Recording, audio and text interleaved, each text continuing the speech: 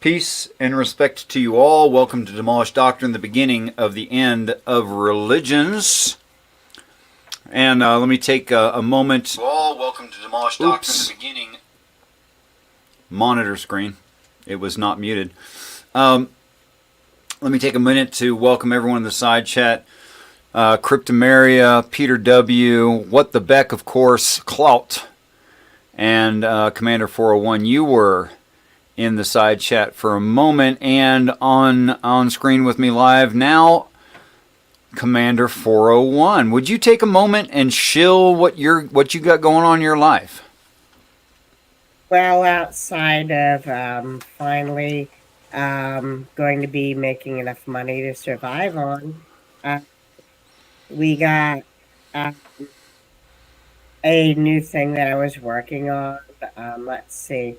Obviously, everyone's seen this, but got a whole new thing where MTG, after she sheds her human skins, is being interrogated by, Daniel Pratt's water heater / L9000, Operator Starsky as a penguin, and Jet Monk the Drunk Monkey has decided to add his artful use of profanity. The British swear, and when the British use profanity, it's an art form. Unfortunately, I can't feed the audio, but it's a hoot.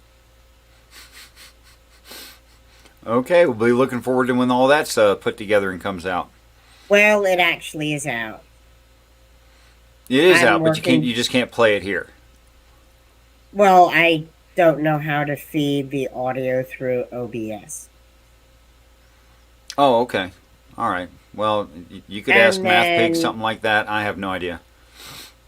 And then I actually need to go to this one part because there's a preview of, let's see. No, I guess it wasn't in this particular version of it, but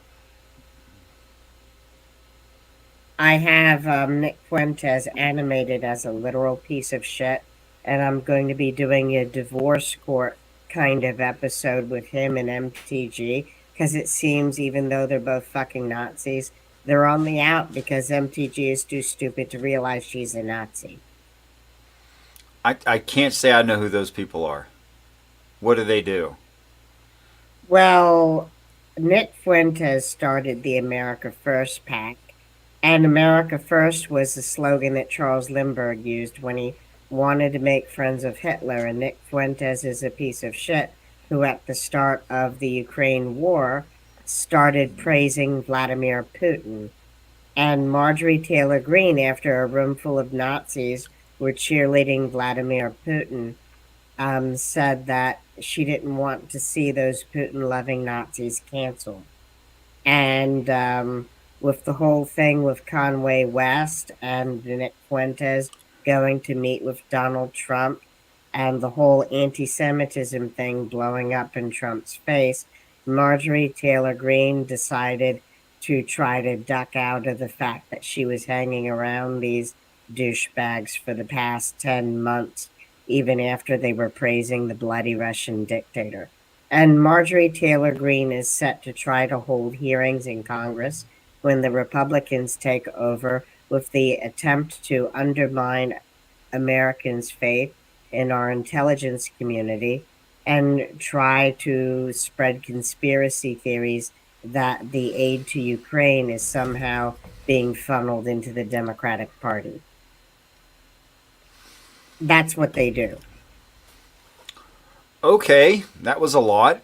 I'm pretty sure I didn't catch most of it because I just cannot stay abreast of all of the current events, especially politics. Well, it flies so fast. The shit flies so fast. It used to be. No, that's not why. It used to be lit, or it's just too much to handle. In terms no, of it's not too much to handle. It's the most boring bull crap I can imagine. I couldn't think of something less interesting. If I made something up, I couldn't make it as uninteresting as that, I think. Well, some people find it interesting, some people find it horrifying. But there's, there's a lot of other things in the world too. Sure. I also don't watch movies. I don't read books for entertainment. I also, let's see, what else do normal people do? I don't watch television. I don't read magazines. I don't take the newspaper. Let's see, what else? Yeah, whole big laundry list of stuff I just don't do. All that pop culture stuff. Peace and respect to Krish. Also, Ox. Yeah, I think since I can go to just about any presidential speech, and if I can't find direct quotes from Machiavelli, I can find the ideas there. And that being the case, and it is the case, it seems to me they're just rehashing the same old crap.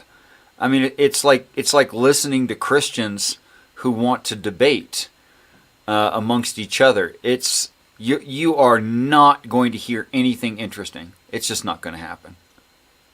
As Ecclesiastes says, nothing new under the sun. True story. It does read that, and I think that's true. And under any given sun, there's not going to be anything new, because human nature is human nature, and it's the same old crap. We're not going to be inventive. So let me get your opinion on this, Commander, because I was 53, I think, 43 or 53 minutes late for the debate, and because I didn't have the intellect and the awareness to know that if I started that show as a premiere, I know what I could do. I could steal it off of JG's channel. That's what I could show it from there, couldn't I? Let me try that. Because that already aired, right? And that way... As long as you can get it from somewhere. Right on. Yes. Yes, I found a workaround. All right. Go ahead and talk and cover me. Hello, everybody. One of the reasons why Richard is having technical issues, although he wasn't trying to do this, a lot of times people will postpone a premiere, because when you postpone a premiere, it used to game the algorithm if you postponed it right up until the time that you wanted to start it, and it gives you extra promotion. So YouTube stopped the ability for people to do that. Richard was not trying to. He didn't even know about it. Yep, they won't let you do that workaround anymore. Okay, so I found what I was wanting to find. And if you guys want... If you guys want to watch this without me reviewing it, it's also playing on my channel. You can go over there instead. But the actual debate starts at 50 plus minutes. It's at 50 plus minutes that I'm coming in. Okay? If you'd rather do that. All right then. Okay. Let's kick this thing up. Now, Commander, I would ask you, if the sound is poor or too quiet or anything like that, you would tell me, wouldn't you? Oh, sure. I'd be helpful in that regard. I thank you so much. All right. Let me see if I can find the beginning of this where we actually start talking. 10 in your head for me. For the late Richard. Sorry about that, guys. All right, well, we're glad you could make it still. So how late am I exactly? So, Commander, how's the sound? Is it okay? It's good. Okay, cool. Thanks. well, 43 minutes and 40 seconds. I apologize to you personally, Jill, and JG as well. I apologize. I'm sorry. we'll just have to deduct a few points. So That'd be just the fine. way it goes. Take 20. Were you on Math Pigs? No, I was not. Oh, okay. Have any more guesses? That was my guess. I thought you might be hanging out with Math Pig because you were No. doing that last night. Okay. So do we have a topic of debate yet, Jill? Yeah, we were going to talk about Genesis, right? I don't know. I never heard you confirm that. It was just something I threw out there. If you thought that was.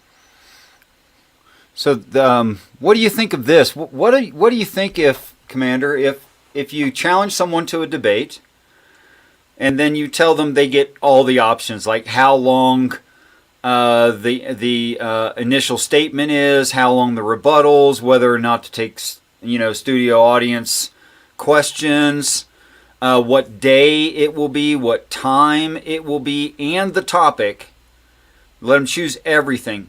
And only ask that they inform you of the topic ahead of time so you can refine it to something that can be done in about an hour. And then you don't get any emails at all. And then you show up late because you don't think there's going to be a debate because you hadn't got any confirmation by anyone anywhere. You show up and, well, he acts like I should have known. Do you have any thoughts about that? Well, I think if someone's willing to give you all those options, right? And then you have one responsibility and you don't fulfill it and you leave someone in the dark, you have done something underhanded. It seems not forthcoming to me. You know? And by the way, I also linked Jill my entire slide presentation and all my presenter notes. So, I mean, I tried to give him every possible advantage in this. It's interesting. Yeah. I mean, I'm going to discuss the Bible, and you made a good point. Well, why don't we start with the very first book? It seems reasonable to me. So, do you feel like you're well prepared and you've had plenty of time for preparation since what was it, this morning or something? Well, I do have a clip that I can share from your channel. So I wanted to hone it down and make sure that you're well prepared, and so we can have a reasonable debate. Well, yeah, let me show the clip, and that'll set the tone, I guess. Can I show this clip? I have no problem with that. It's up to Richard, I guess. Yeah, sure. Okay. By the way, Commander, feel free to interrupt at any time. If you just say something, I'll pause it, okay? Sure thing. I wish I had my paper to knock with me so that I could cross-reference words more easily. Because I am not very good at manipulating computer screens and streaming. Oh, okay. Well, don't worry too much. We're not going to get very far, and it's going to be on screen, okay? And you'll recognize the part that he presents. Of course, it'll be worded slightly different because which translation he chose. I'll put it that way.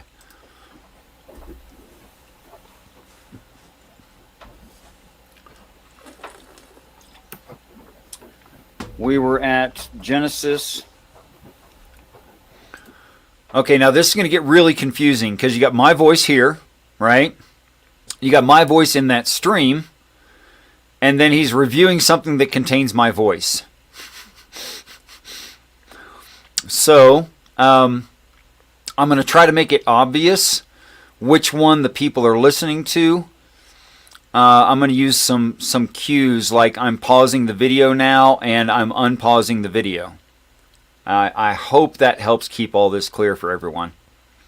I'm going to unpause the video. And 1:31. We just finished 1:30. So for those who haven't seen much of this is a hyper literal translation of the most original text that is the most confirmed and is most accepted by scholarship, both secular and theologian. And here we go. Pausing the video. Okay, so this is what Jill brought up as his opening statement in the debate. And he just played me talking about my translation, what I'm calling the Coherent Bible. And this is episode number 2 of that series, which that series is not very long because I have not worked on it very much, and I do not have all of the Bible translated yet. So it's a fairly short playlist. And this is his opening statement that he wants to debate. I'm going to start the video. Okay. The most accepted by scholars, both. Can you cite any scholar that this is Genesis chapter 1, right? It's 131 of Genesis, yes. Okay. Can you cite any scholar that would interpret the first words of verse 31 as and archangels saw everything? Okay, so evidently what you want to do is not what we agreed upon, because this does not read Genesis 1:1. No, You remember? Jay, did we decide what verse we were going to start with in Genesis, or did we just say Genesis? Well, look, I don't know if the actual verse was mentioned. I got it pulled up right here. If we want to start on verse 1, you guys decide. I know. I think he allowed you to play the video, so I don't remember ever saying what verse I was going to begin with, but we were just going to discuss Genesis. So and this is what you I meant found. all of Genesis. Is that what you think I'd meant? Because I said something that could be discussed. I said I wanted something that could be discussed in an hour or less, or about an hour. Well, we can't discuss this in an hour? Verse 31? No, that would be fine if this is the part you want to talk about. So this is pausing the video.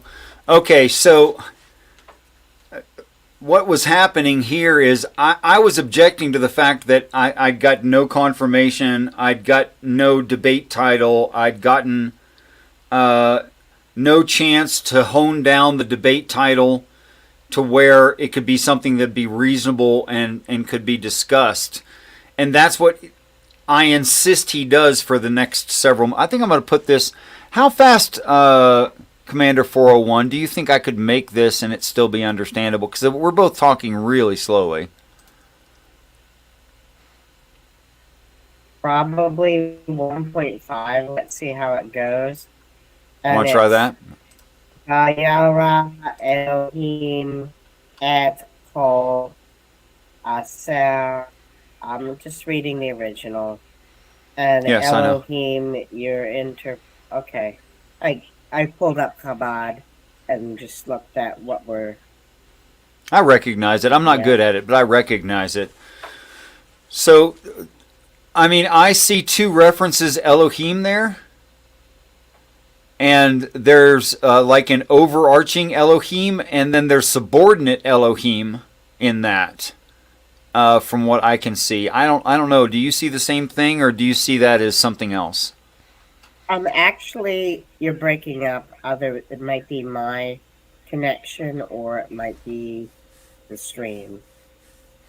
Well, let me ask the people inside chat: are both of us or one of us breaking up?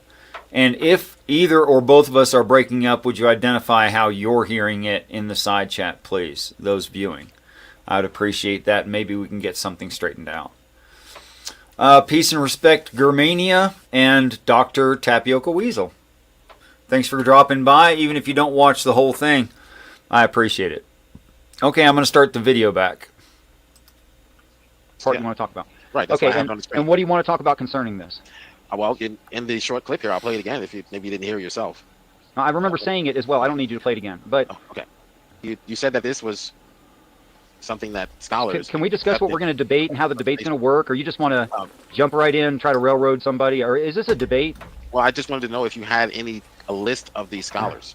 Okay, before we get into a debate, I'd like to establish what the debate is, if that's okay. The debate is whether or not this here interpretation, your Bible that you wrote, Thomas Jefferson wrote his own Bible as well, that this corresponds to reality. That's the debate.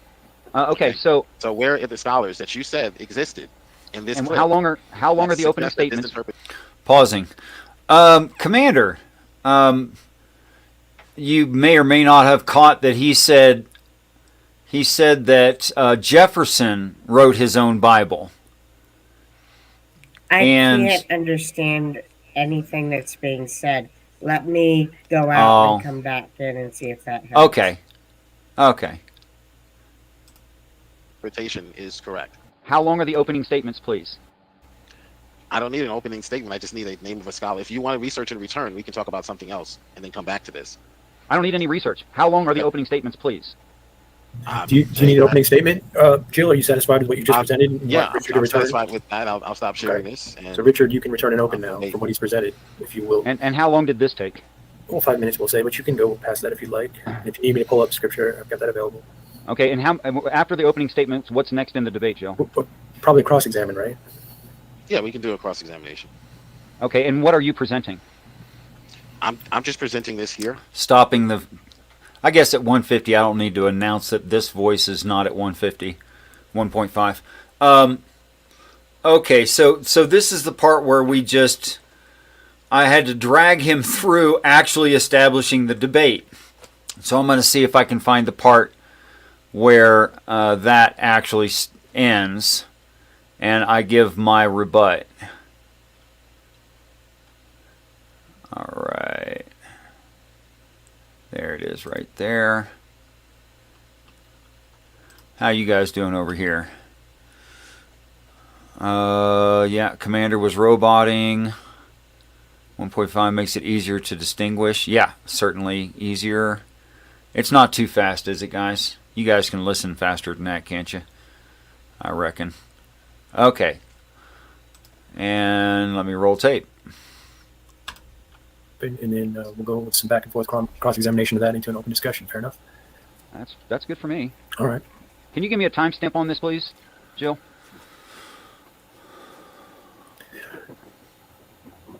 Jill? Are you there? Jill, what happened to you? Were you asking for a timestamp on how long you can go? No, on what he just shown. Oh, I can. Let me see if I can do that. Is most accepted by scholarship. That's all I have. Okay. In my response to the challenge, I'm ready to share screen. I'm not going to give an opening statement.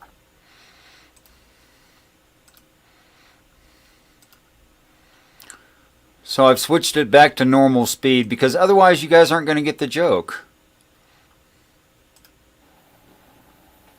I'm just going to go right into rebuttals because he went right into accusation rebuttals. You're ready? Up there. You're up there. Wait a second. I might have to restart that. Hold on a second. Jill, are you still with us? Yeah. Okay. Yeah, I'm sorry. Okay, would you reshare that, please? Tell me when you have it shared. I'm not looking at that screen.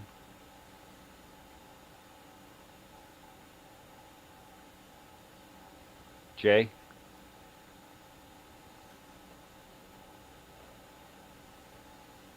You're on. Sorry, I was muted. You're on.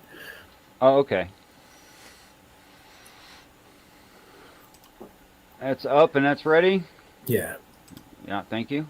Now, please listen carefully to the actual words I'm using. We left off, and we're going to pick it right back up. Seriously? We were at Genesis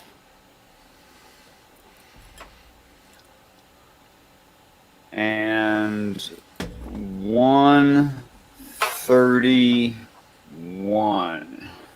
We just finished 130. Can you pull up captions? I cannot. So for those who haven't seen much of this, this is a hyperliteral translation of the most original text that is the most confirmed and is most accepted by scholarship, both secular and theologian. And I paused this video. Okay, guys. I'll just let this play because I'm about to say it. Okay. Now here's what I said. I am deriving this in a hyperliteral translation from the most accepted original sources.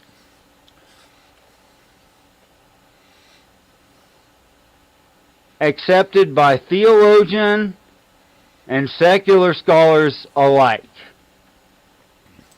Pausing video.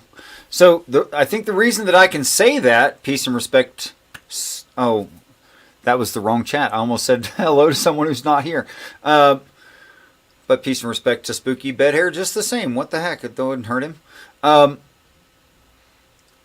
Is because what I'd said was where I was deriving it from is well established by and agreed upon by secular scholars and theologians.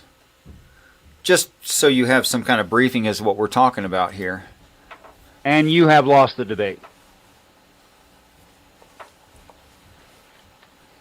Next.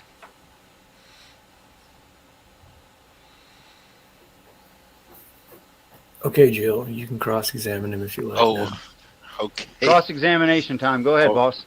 All right. So can you name one of those scholars, which is what I asked for? One of the scholars that think Strong's and Jusinius are referencing the proper texts in the Masoretic texts? Is that what you're asking me for? Who endorses the Masoretic texts? One of the scholars that you claim, that support the claim that you made in the video. The claim I made is that the Masoretic text is well verified. Do you understand that? Can you cite a scholar that supports what you said in the video? Can you cite one of those? Sure. Scholars? Strong's, Jusinius, Calvin. How long of a list do you want? Are you joking? Do you have an ability to listen? Do you understand how fundamental it was that you heard the words of the claim, where I claimed that it is well established that what is the Torah, written as the Masoretic texts, is well established. That was my claim. Most original text, most confirmed. Do you have a scholar Yes. that supports that? Can you cite that scholar? All of them. That says that? Can you Jill, cite one? all of them. Can you cite one of the all? Sure, Calvin. Can you cite him? Do you have a citation? He quotes it. He quotes Genesis 1:31. I have all of his commentaries. That was not my Where claim, does sir. Where does Calvin quote Genesis 1:31? You are kidding me. You've got as- to be joking. And archangels. Is that an interpretation as? So you're just going to And- double... peace and respect, Isa Muhammad. Welcome. Thanks for coming by. down on your own Where idiocy. is That's that- what you're going to do. Where is he interpreting that passage that way? Okay, so in cross-examination, you are free to ask me whatever. All right? I don't think you have that. You've source, asked your question? because it doesn't exist. What doesn't exist? The Masoretic texts? Or people quoting it? Do you understand that? The Masoretic text, is that you're saying that that's the source of this interpretation? Can you demonstrate Yes, that? of course I said that. Can you demonstrate that? Sure, I'm using Strong's and Jusinius, which is derived of the Masoretic texts. Dude, this is so Yeah, well can you- established. can you I show can't that? believe Can you're you- asking me this. Okay. Well, maybe you weren't prepared to show or demonstrate that. What do you mean? Yeah. It's like every scholar ever. Right. Okay, is there anyone actually watching this who doesn't get what's going on here? I'm just wondering how much forgiveness I should be giving to Jill, because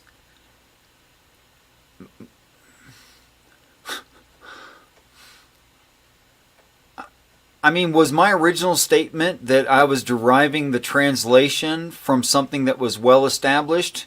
I didn't say Masoretic text specifically, but that is what's used for Strong's Jacinius and many other things, is the Masoretic text. So, is he like the only person who would have heard that and said, oh, Richard is claiming that his translation of the Bible is well confirmed by scholars? Oh, that's okay, Commander. I'm sorry you had a bad connection. If you find you have a stronger signal later, feel free to come back in. The link is pinned at the top of the chat. I mean, is it just me? Is this that difficult? Or is this something that's easily understood? Not to insult anybody who's viewing it now, but this is plain, right? This is obvious, right? Maybe it's just me. Okay. You know that King James scribes used the Masoretic text to write the King James? Do you know that? Are we moving into cross-examination of Jill now? Are you asking the questions? Sure, I got a question. All right. If, Jill, you feel like that was the one question you had, I feel like I've answered it. I don't have a different answer than everybody. I have a question for you. Did you honestly think that I claimed that there was substantiation through theologian and secular scholar for my translation that isn't even done being written?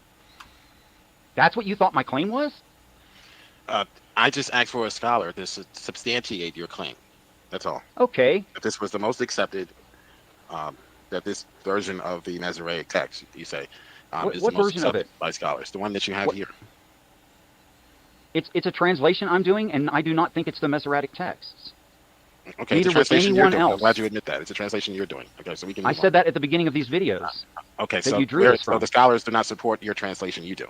Nor did I ever claim anyone but me did. So this isn't from any Masoretic text.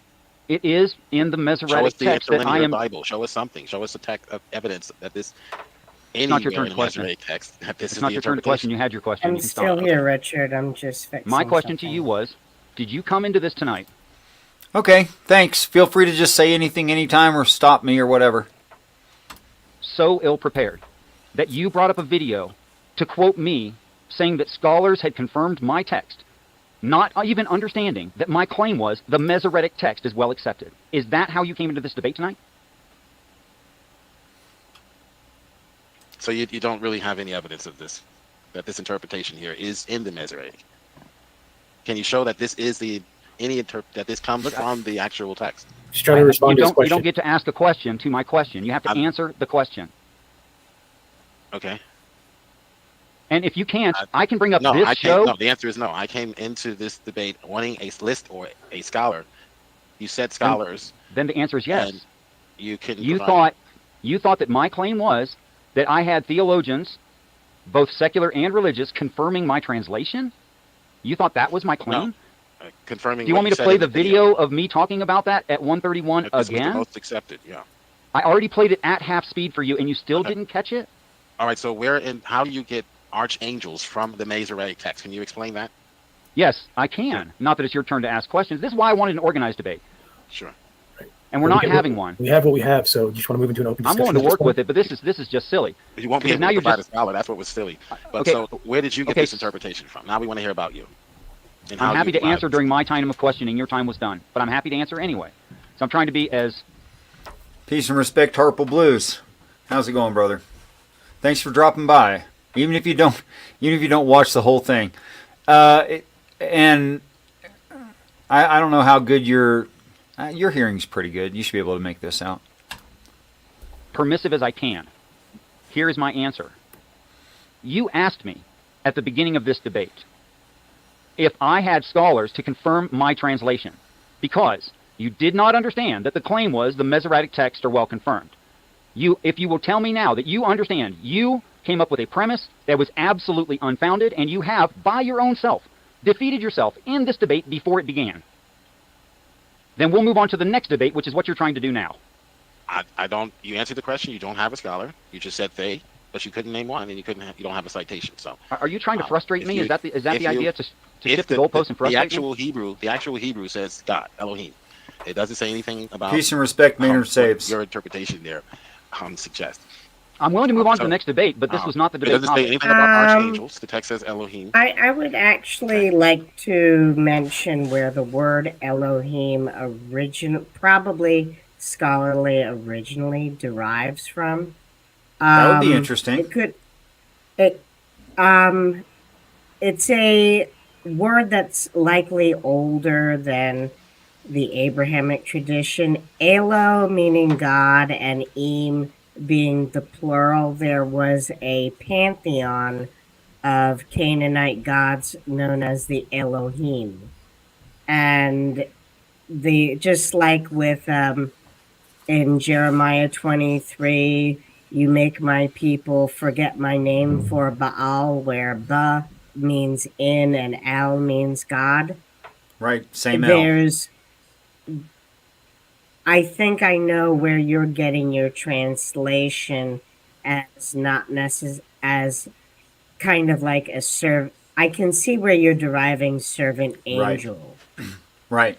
If you're deriving it from the older, let's just say at least, as you know, older than say a Jew would interpret the word, because there's a lot of words that migrate. Yes. Yes. It's an interpretation. Yes. It's a plausible interpretation. It may or may not be the interpretation, but I can see where you got it from. Thank you. I appreciate that from somebody who knows what they're talking about, actually. What debate topic did you choose, Jill? What debate topic did you choose, Jill? What debate topic did I choose? Yes, I let you choose everything. What was the debate topic you chose? Whether or not you can provide any type of evidence that scholars support this understanding of the Masoretic text. No. No. No, that was not the debate. Oh. Okay. The debate was, could I provide any scholars to support the claim I was making in the video? Right. To which I answered, all of them. Okay, but you couldn't name one. But you thought that my claim was something it wasn't, Jill. I don't think so, but okay. Are you saying that Calvin never referred to the Masoretic texts?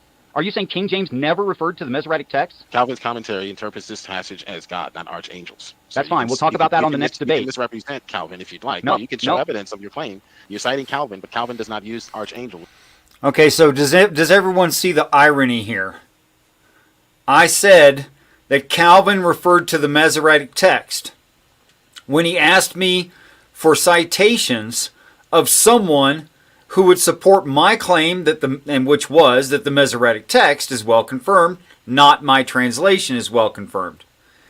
And he said that Calvin did not confirm it, and then he said in Calvin's own commentary on this part of the text. What do you mean? Calvin had commentary on this part of the text. Yes. And what was he referring to? I heard it. Jill is basically saying that you said something that you never said. Right. Jill is using weasel words. I mean, at this point, he has had... First, he had to... Let's think about this for a second. First, Jill had to find it on my channel, right? So, it's on a playlist. And since it's on a playlist, and this is the second video on the playlist, he probably saw the first video. Had he watched it, I describe exactly what I'm doing in the translation, including that I understand that in doing this, I am risking my immortal spirit, that I could be found guilty for altering the text, and I know it's that serious.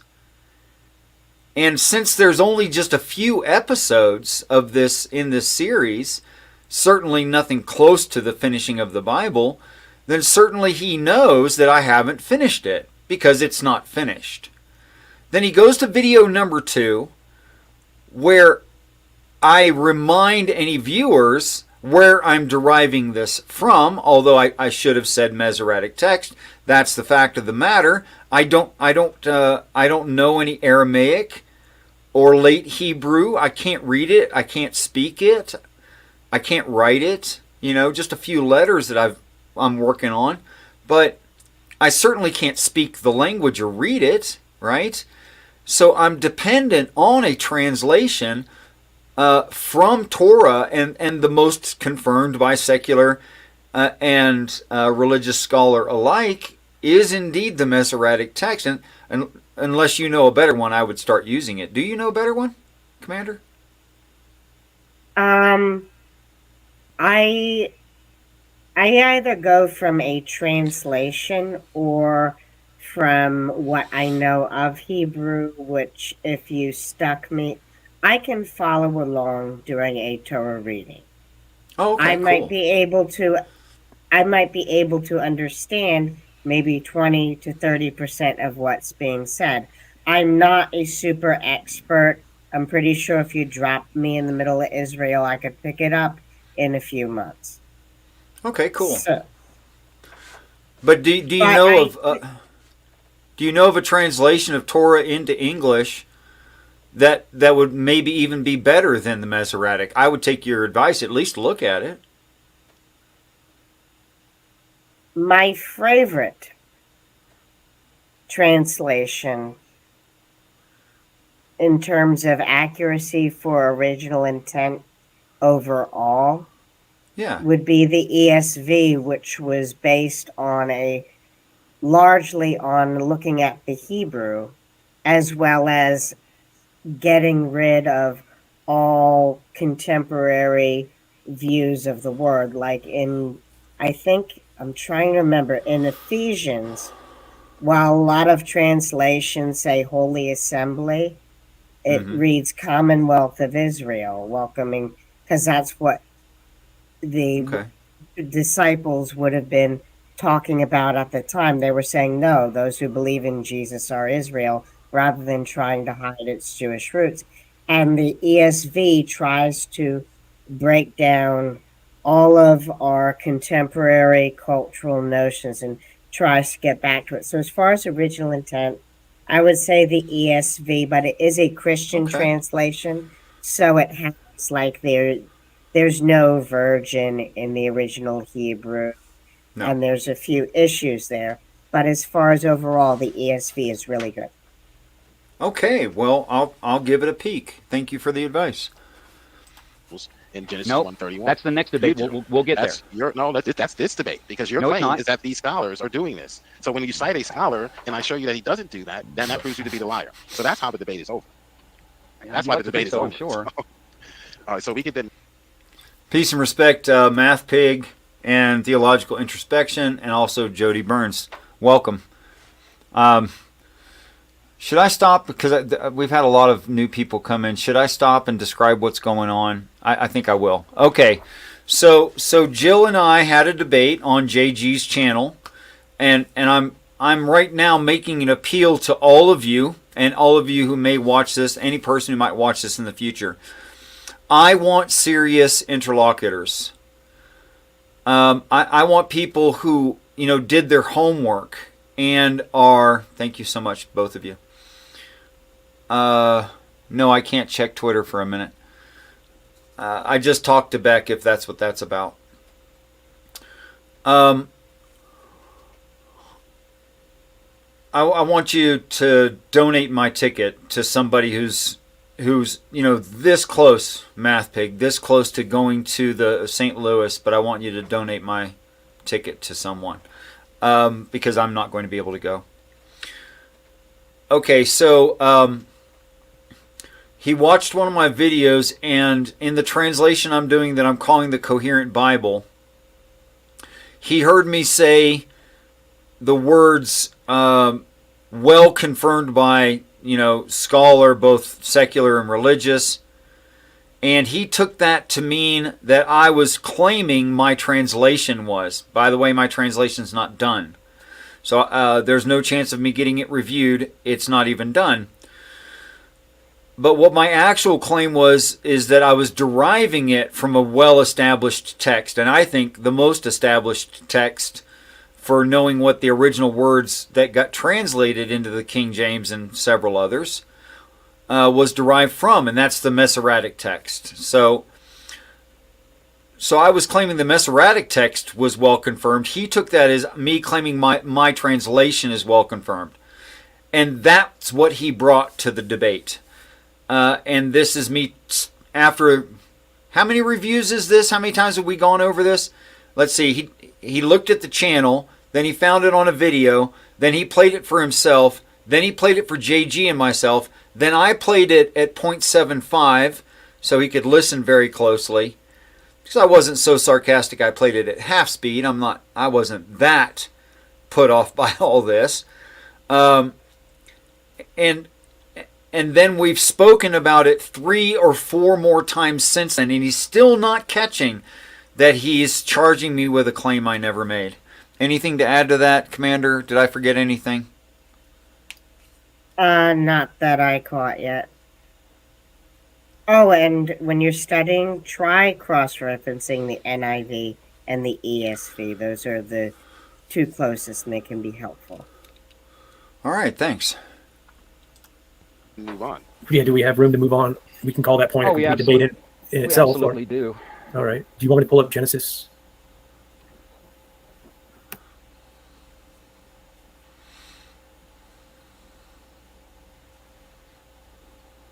Hold on just a moment, please. I'm preparing something.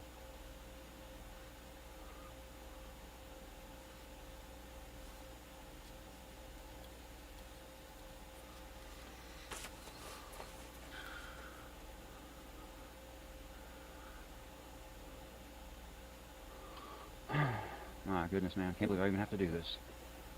So what did you want to speak on Genesis 1? Can I share a screen, please? We love Genesis 1. Weren't we just speaking about Genesis with the atheist? Yeah. Go to this. Isn't that grand? So this was the beginning of right after I came in, and Jill, you were making a challenge as to what the debate should be. You recognize this? Sure, that's this stream. Yeah, why are we showing... This stream. Good job. Stream? It's this stream. Okay. Because I'm going to show you what the debate you chose was. Show me John Calvin saying archangels in the text, and then Not yet. Yeah, that should be your rebuttal. I don't know what this is about, but It's about your obvious dishonesty. That's what this is about. Oh, okay. What are you trying to show here? And 131. We just finished 130. So for those who haven't seen much of this, this is a hyper-literal translation of the most original text that is the most confirmed and is most accepted by scholarship, both secular and theologian. And here we go. Okay. The most accepted by scholars, both.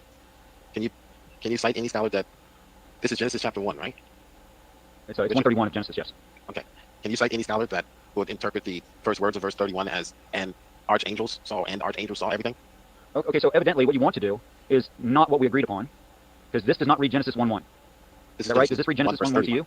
Yeah, I understand. Is 131 the same thing as 1:1? Oh, well, I didn't know we decided on what verse we were going to start with. I'm not sure why we're watching this again. You remember Jay, the beginning of what's this going on? conversation tonight on JG's channel. Jay, did we decide what verse we were going to start with in Genesis, or did we just say Genesis? Well, look, I don't know if the actual verse was mentioned. I got it pulled up right here. If you want to start on verse 1, you guys decide. I think Elijah played the video, so... I don't remember ever saying what verse I was going to begin with, but we were just going to discuss Genesis. So This is you meant all of Genesis. Is that what you think I meant? Because I said something that could be discussed. I said I wanted something that could be discussed in an hour or less, or about an hour. But we can't discuss this in an hour? Verse 31? No, that would be fine if this is the part you want to talk about. So this is the part you want to talk about. Right. Okay, and what do you want to talk about concerning this? Well, in the short clicker, I'll play it again if you maybe you didn't hear yourself. I remember saying it as well. I don't need you to play it again. But Okay. You said that this was something that scholars... Can we discuss what we're going to debate and how the debate's going to work, or you just want to jump right in and try to railroad somebody, or is this a debate? Well, I just wanted to know if you had a list of these scholars. Okay, before we get into a debate, I'd like to establish what the debate is, if that's okay. The debate is whether or not this here interpretation, your Bible that you wrote, Thomas Jefferson wrote his own Bible as well, that this corresponds to reality. That's the debate. Okay, so... All right, pausing the video. So, Commander, I've lost count. How many times have I reviewed this, or how many times must Jesus is Lord have seen this? Oh, Jesus is Lord. How many times has he heard me say at the beginning of the second video in that series what exactly the translation was from? That it was a translation and it was from somewhere else. How many times has he heard that? Masoretic text, and I lost count. What? I mean, this got to be like 6 or 7 times now he's heard it in the same day.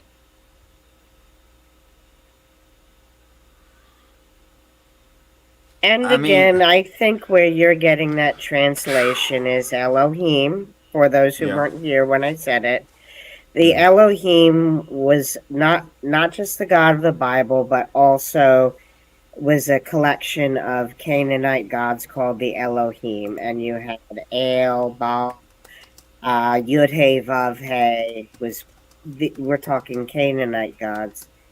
And then you have Judaism, which is some separate thing, could have been derived from it, but you're getting archangels probably from that idea of the Canaanite pantheon and the use of that in, because you are not trying to, here's where you're coming from. You're not trying to read this as someone who's dedicated to Christianity or to right. Judaism.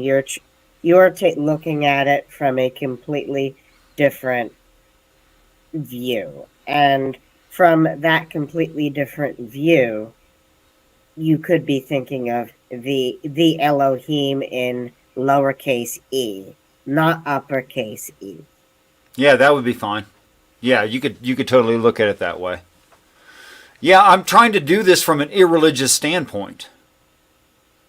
I'm not trying to value any religion in the translation, which as far as I know, no one has ever done that. It's always been people who had some kind of church tradition that did this work. I don't know of a secular attitude that did this work. And that's also why I suggested that the ESV and the Mm-hmm. NIV, in some places, looking at the Hebrew text, it's actually like the parts where Christians say they're talking about Jesus.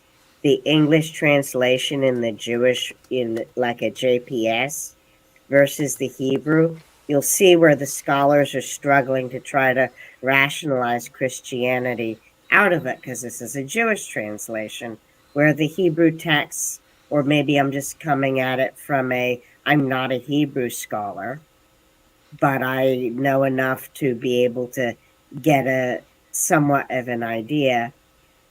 The Christian texts in some areas are a little bit more accurate than the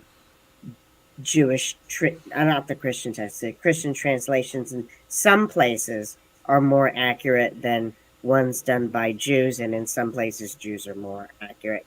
But that's why I said to cross-reference those two versions. That would be good for you. Right on. Right on. Okay, continuing the video. We've gotten through that twice now. Do we want to continue? Yeah, I know. Do we want to go back to Genesis 1? Can we still hold together Okay. a decent discussion at this point? Yeah, I don't know. I'm absolutely fine with the discussion, but I'm not going to move on and answer the next question, which would be a separate debate. When this debate was, are there scholars that confirm my translation? My claim was there are scholars that confirm the Masoretic text. Okay. Is that clear to everyone?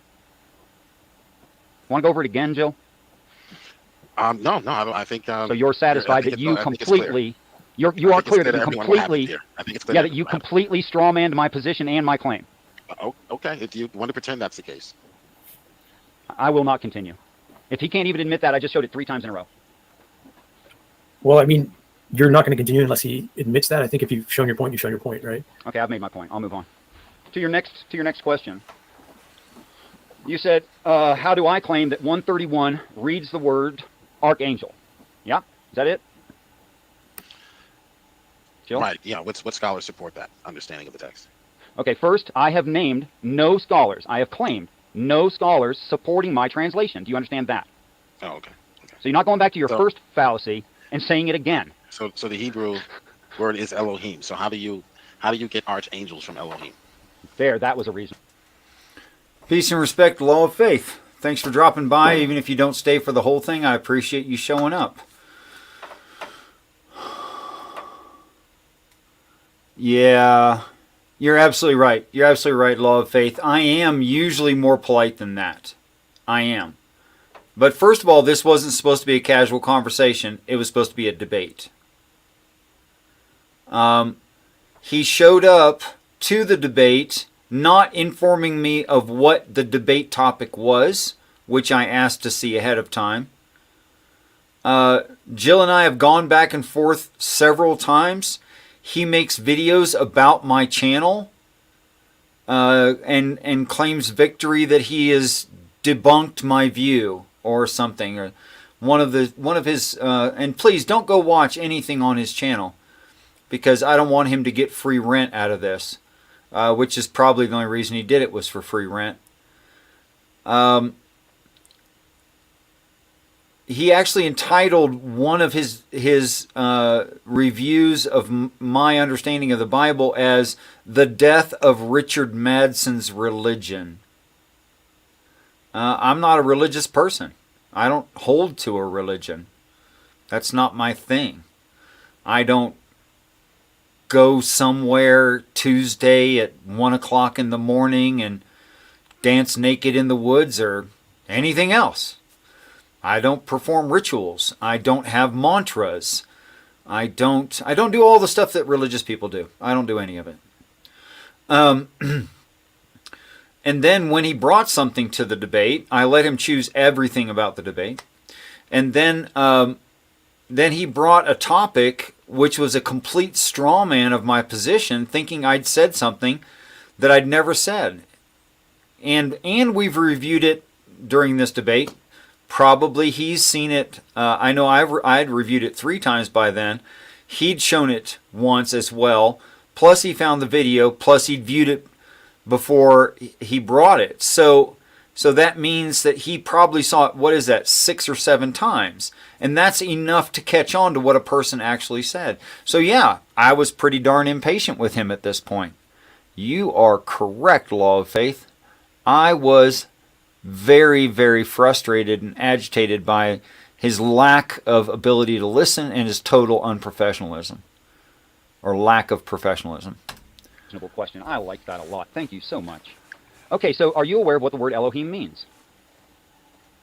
Why don't you explain, teach us where this understanding of the text comes from? You don't Okay, have to I'll just tell question everyone for the expert. in my answer. Okay. So the Hebrew word Eloach is the root of the word Elohim. The Eloach, the more basic in the etymology of the word Elohim, means a powerful being. So yes, the Jews at the time in the ancient Near East had a term which meant a powerful being. That would be Eloach. The derivative of that is Elohim. Now that Elohim, that I am right there, means plural. So what it reads is powerful beings. Now how did I get from powerful beings to angels or archangels, in this case archangels? Well, it's by context. Now I know that what I'm about to say is speciesism, okay, but I am positively biased in favor of human beings. So I think that it's good that there's an earth with human beings on them. So when the text is using the word Elohim, I think, and doing something for us, I think that's good. So they have to be positive, powerful beings, or the angels of God. How did I get to archangel? Because it's an overview and it's talking about this group being in charge of the next smaller group or the next echelon down of angels. So they're in charge of other angels. This makes them archangels. Did that seem coherent to you, Commander? It seems coherent in, well, your argument seems coherent. I had a different context, but yeah. Right. As far as the eem, I tend to, again, I learned Hebrew, so I tend to look at eem as plural, as in Elo, the Elos, if I might English it up a little bit. Elos. Go ahead. But the Elos are powerful what? ones, yes. Yeah, powerful ones. Yeah. As in, like, you have, like, Yeladim, which would be the children, or the boys, because Yelad is a boy, and Yeladim is just the plural of it. Or Yelad is. Yelad. Let me go over it. I want to test my memory because I only read that definition one time. Yelad is it's post-pubescent but not fully adult, right? It can be pre or post. It really doesn't matter. It's just not a man. It means child. It means a child. But in the case of you're a man at the age of 13, Okay. You know, Okay. that context, it's definitely would be considered a child. But then Today. the word for like infant, it doesn't assign gender in the Hebrew, right? Hebrew, I'm not sure, but Hebrew is a gendered language. But what happens Right. if you have 99 girls and one boy? In Hebrew, you use the masculine to name the group. Right. Okay. So, And beyond a certain age, it seems I'm deriving this from context of the way that it's used. Yalad seems to be, you know, they're at least semi-responsible, although they're not fully adult, and referring to male. But as you said, it could contain females in a group if it's the plural form, and that that they're definitely not infants. Is all that correct? I'm not sure about definitely not infants. Oh, really? I am having a senior moment, and I'm not going to say something I'm not No, at it's fine. least Don't worry about it. 95% sure of. I'm Okay. trying to remember, but I want to give you an example of what I mean by "im" being a plural. Yeah. Shalom Aleichem, Aleichem. It's beginning with Shalom Aleichem. Shalom Aleichem, Hamalake Hamalakim, Hakadosh Baruch Hu. Malake Malakim. Malakim. Yep. That would be, it's translated servants or angels of the Most High. And then it goes Kadosh Baruch. I'm a commercial driver, and Mm-hmm. I woke up at 3 a.m. So everyone's going to have to forgive me. I haven't You're about at slept the end yet. of your day, aren't you? Yeah. Oh, peace and respect, Maya Atkinson and Jamie Russell. Thanks for dropping by, guys. Please feel free to vote. There's a survey, a poll at the top of the chat. And please remember to either downvote or upvote the video, because I'd like to see what you... And by the way, if you write something in my side chat, every single show I've ever done, I went back and read the entire side chat. And whenever someone directly addressed me, I copied and pasted their statement into their comment into the comment section below the video, and I responded to them. And I will keep doing that as long as I have time. So I want you to know that if you write something in chat and it directly refers to me and that's obvious, I will answer to you sometime. Just so you know. Can I continue?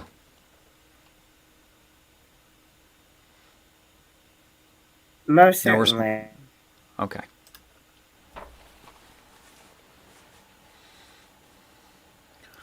Yeah, the Hebrew text there, the Old Testament, when use of the term true God, Elohim, it denotes or it describes what's called, or what linguists call, the plural of majesty, or God in his fullness.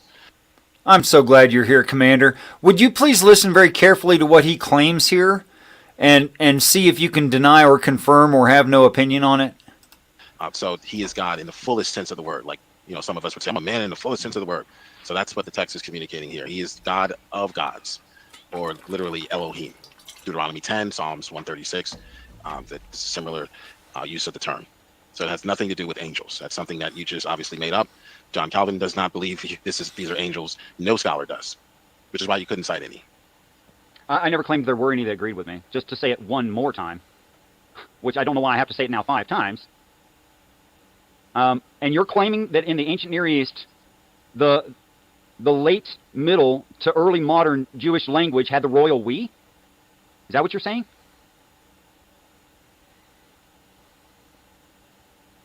That is what you're claiming, yes? The God of gods. So it's a singular.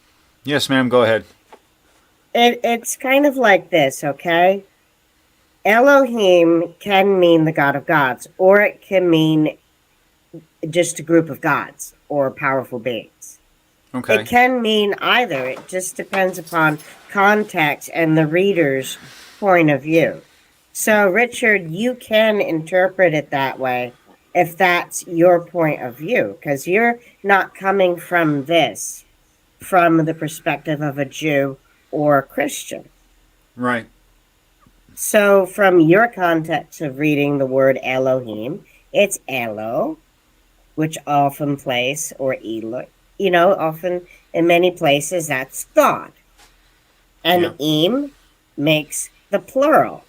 Mm-hmm. So, from your context, you can read that. And you're not claiming that biblical scholars are agreeing with you, but what you're saying, the word Elohim is sometimes translated as gods in lowercase in the King James when you look at the corresponding Jewish text. So you do have the ability to do that, how you interpret it. Let me give you an example of how different people interpret things. When Abraham stood at the door of the tent in the heat of the day and he saw three men, and he said, either the words, because the vowels were not written down, it's either Adonai, which means uppercase Lord, or Adoni, which means lowercase Lord, or Psalm 110. Yod He Vav He Asher La Adonai, if you're a Christian and you want to interpret that way. If you're a Jew, you interpret it Adoni, which means lowercase Lord. You have these things built into the language. So it's kind of subjective. Right. Okay, and I appreciate all that. I think I understood. I don't have any clarifying questions. But maybe you can give me a lens, a little peephole into more traditional Hebrew thinking, which I was never part of a Hebrew community in my life. But maybe you can give me a lens into that. Can you tell me why they would not use the word Eloach referring to the Most High? Why they would not? In the context of the current day, probably in that situation you would always capitalize it. In the current day of thinking. But like you remember, I referenced Jeremiah chapter 23, the one about the false prophets. Where Jeremiah says, and you make my people forget my name for Baal. You got to remember, a lot of the names for the God of gods and the King of kings that's used in here were names of different members of the pantheon of the Canaanites. Right.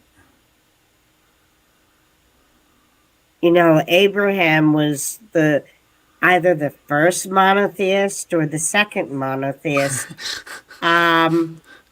So, and there was a lot to work out. It's in the Amidah, it's Elohei Avraham, Elohei Yitzchak, Elohei Yaakov. God, because they all saw God in a slightly different way. And notice I said Elohei. Yeah.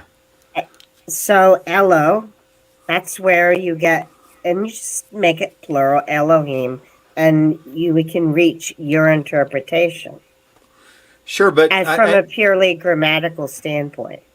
And I'm not saying any of that's invalid, but okay, it's okay. So, in your opinion, if the word Eloach, which has to mean a singular, the Most High, why would anyone choose to use Elohim, which could be interpreted as a plural? As far as the word Eloach, I do not come across Eloach very often in the prayer book. And it just doesn't show up in the Hebrew prayers. Now, I'm not saying the word doesn't exist. I'm just unfamiliar. But I am familiar with Elo, Eloi, and all the variations thereof. And Hebrew is a very melodious language. So there's a lot of things that, what's written down is designed for singing. So they might actually like change different endings of a word rather than because it sounds better. For example, Taro Plefanai Shakan Neged Zorai rather than Neged Zorim. Zorai in the 23rd Psalm is the plural for enemies, but it sounds better. Okay. And that's why, for someone like me, interpreting the Hebrew text, you can, without like a dictionary, the translation for you, you can get a general idea of what's being said by knowing the roots of the words. But it's a lot more nuanced. Then you go into one part of the Bible, and the grammar is different in one part of the Bible than the other. There's one interpretation of the Bible that's supposed to be the most literal, and they have the Yoda speak. Well, when it goes to daughters of Zion, daughters of Jerusalem, in that interpretation, they use some kind of Yoda speak. But in the Hebrew, the grammar is like English. It's not the Yoda speak. The translators put the Yoda speak in there because that's what you would be expecting. It's depending upon when the texts were written, it's complicated. That's why you have people write papers upon papers justifying the dates. Right. So it's fuzzy. I'm sorry if I rambled. No. That was thorough. That was good. I just don't have anything to add. So I'm going to go back to the video. Plural. In that it's talking about God being the God of all the gods. That he is literally the God in the fullest sense of the word. Not those gods, but God. Right? So when the linguists saw this, they used the word plural of majesty or honor, because it's also used with. Is there a plural of majesty? I mean, we've already discussed how that's being used and why you would have some, I don't know, artistic wiggle room. I'll put it that way, because one word might sound better, might sound more beautiful as poetry than another, and I can understand all of that within an overall context, that it's not changing the singular idea to a plural actually, except where it would be, where it's necessarily talking about a group, and I get all that, but he's claiming here that there's almost like the idea of the royal we, like it wouldn't just be in reference to God, but could actually be like also in reference to like leadership within the ancient Hebrew culture. Do you find any justification for that claim, or do you know of anything? I don't know of anything, and it actually sounds weird to me linguistically. Majesties. You're either talking about a group of individual beings, but if you're talking about one being, then they have a majesty. They might have. It boggles my mind what he's talking about. Jill, from his perspective, he believes that this is the God of gods and the King of kings and the Lord of lords, and he's reading into it the way he wants to read into it, from his perspective. In the same way, if you're not looking at this from a Jewish or a Christian perspective, and you know about the Canaanite pantheon, you can read it the way you're currently reading it, high order beings. Yeah. Okay. Fair enough. Thank you. And referring to kings, or Jesus is called the King of Kings, right? So there's a sense that God is the King of Kings. He is the God of gods. That's all the text is saying. It's not talking about actual angels, but the God of gods. You say I don't know Adonai whether I should laugh or Melech, cry. So I'm. Go ahead.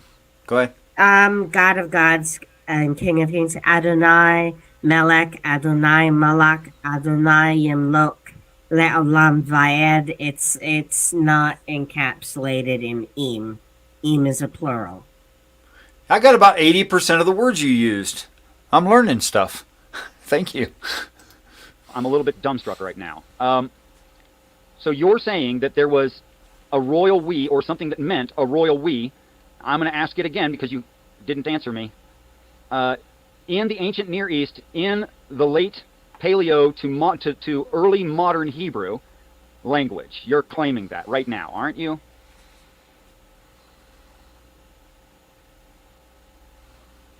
No, I don't know. I don't have a slightest clue as to what you're referring to. Perhaps you're just looking to prop up a straw man and knock it down. The text. I think it's definitely what he claimed. So much so that Jamie Russell's comment reflects the same. Unless he's just saying it because I said it, which I don't know if Jamie Russell is saying it because I said it or to answer to me. But Jamie Russell wrote, the plural of majesty is a Jewish concept that says us, our, and we are employed even though God is one. And I'm not going to start a fight between the two of you, but Commander, I thought you said... And the collective ending of a word. Adonenu, our Father. Okay. Eloheinu. You're getting the hint. Nu is not at the end of that im.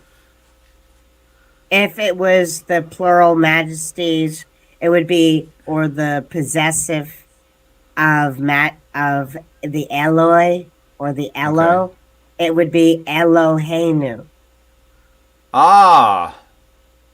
Well, that's interesting. Boy, that makes me... That Elohim. It would be Eloheinu if it was a collective possessive. Okay, cool. Cool. All right. Continue with the video. Literally, the text literally means God of God. So this is how you would interpret this text. Or even Genesis 1:1. Not that the gods participated in the creation, but the God of gods created the heavens and the earth. Right. So when you get to verse 31, it's the God of gods that is doing these things, not a plurality of gods doing the action. So that's why you have the use of the Elohim there. Could I please present screen? Granted. Could you put us at the bottom, please, so that the screen's as large as possible? I want people with poor sight to be able to read this. Here we are, Genesis 1:1. Do we agree this is the word that appeared God in the text? In Genesis 1:1, in the King James Version. And would you like a different version? Not that that matters, because they're all based on the same texts. Jill, could you please stop eating and try to pay attention? Oh, yeah, I'm listening. Go ahead. Is this the word God that you're referring to here? Is that it? Yeah. Great. Oh, by the way, that wasn't a joke. I could hear him breathing heavy and chewing during the debate. I'm just going to scroll down a little bit. God, 430, Elohim. Elohim, a plural of the Hebrew 433 by Strong's, Eloach. Look at that. It's singular God. Eloach, singular God. God, God, a God, God, meaning God, the deity, God in the singular. It's based in a combination. It's based in a combination of. It's based in a combination of Hebrews 4:10. It is similar to Hebrews 4:30, all of which mean God. Now I'm going to go to the derivative word. Right. Elohim. We agree here. Elohim. It is a plural. Rulers, judges, divine ones, angels, gods and goddesses, godlike ones, works of special possessions of God. True God and God are the usages. I know how they're used. It is a plural of the one I just read, 433, Eloach. Do you see that? Yeah, the supreme God. Yes, right. I understand the supreme. Right. of the supreme God. And when you use it the way that you did, you are claiming there are other actual gods according to the Jews. But Do you know the Jews were monotheistic? the Jews were not Unitarians. Were the Jews monotheistic? I use the word monotheistic meaning monotheistic, not Of course. Unitarian, But- not Trinitarian, but monotheistic meaning So monotheistic. you believe that this text is not speaking about the God of gods. I just told you in my response that there is gods, but it's talking about the God of gods when it says Elohim. So it's So not would you please suggesting find- that it's not suggesting that there are a bunch of other little gods that are doing things in creation. What do you think of all that? Let me get a little bit of Hebrew perspective from you, Commander. Like I said previously, it can mean the God of gods, or like you just showed, and I was talking about, it can mean all of those things. It can mean powerful ones, it can mean other gods. From the perspective of a Jew, there is no other God, but there Right. are people who talk about gods that you don't believe in, and those gods do exist in as far as like the character Zeus exists. Do I believe that Sure. there is a Zeus? No, but a Zeus would be called Hey, a God. Zeus, and then a Zeus plus a Athena would be called Elohim. Yes. Yes. Do I Okay. believe that you don't get it? Yeah. Okay. That's perfect. Peace and respect, TP Seeker. That is a hilarious name. What do you think, from the Jewish perspective, of the Christian claim that the rationale for the word Elohim being used is because it was always talking about the Trinity? What do you think of that?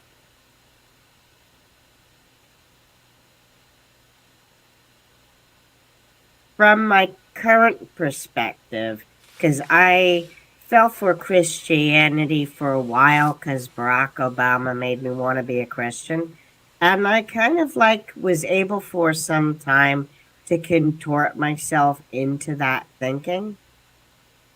And then I lost the ability to at some point. But as far as, like I said, when Abraham stood at the door of the tent in the heat of the day, and he saw three men, and he said either Adoni or Adonai. You have it there. You have Ruach HaKodesh, which would be the Spirit of the Most High.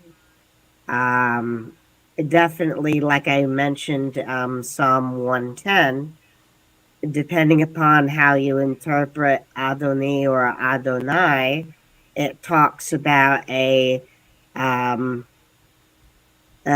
king of Judah who will reign as a priest forever. So there's some backing for that. The problem that I find is that a lot of the other things that they point to Jesus Yeah. can be interpreted very coherently in looking at the days in which it was spoken by the prophets, that they might have been talking about something else completely, and we just play pareidolia brain, and there is no virgin. And but I definitely see at some level in the text, if you want to play pareidolia, it might, through the Jewish text, be possible. The idea definitely probably didn't fly out of someone's ass in the first century. It probably was floating around for quite some time. Just like, you read in the book of Revelations about the 12 elders, the 24 elders. Well, that's from a extra biblical idea of the commandment of the guarding of the Mishnah, where there will be 12 representatives from Israel and 12 representatives from amongst the nations that will guard it. And that's extra biblical. I think it might be Talmudic, but something Talmudic that does not appear in the, I can't say it's Talmudic, but I know it predates Christianity. I just don't remember quite where it comes from, but I know the idea predates Christianity. Something.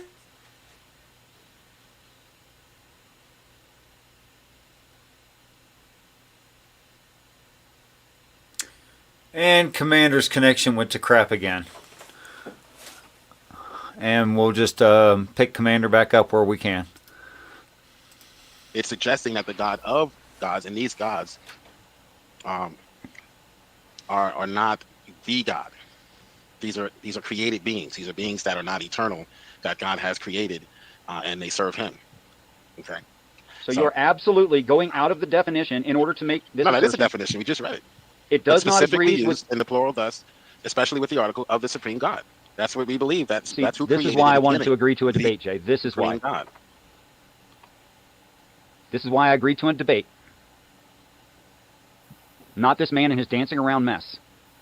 Well, I think at this point, you guys have agreed to whatever's happening, so we're going to just have to go. Yeah, we agree. This is talking about God. Elohim is talking about the supreme God. Amen. Show me these lesser gods. Please show me these lesser gods in this definition.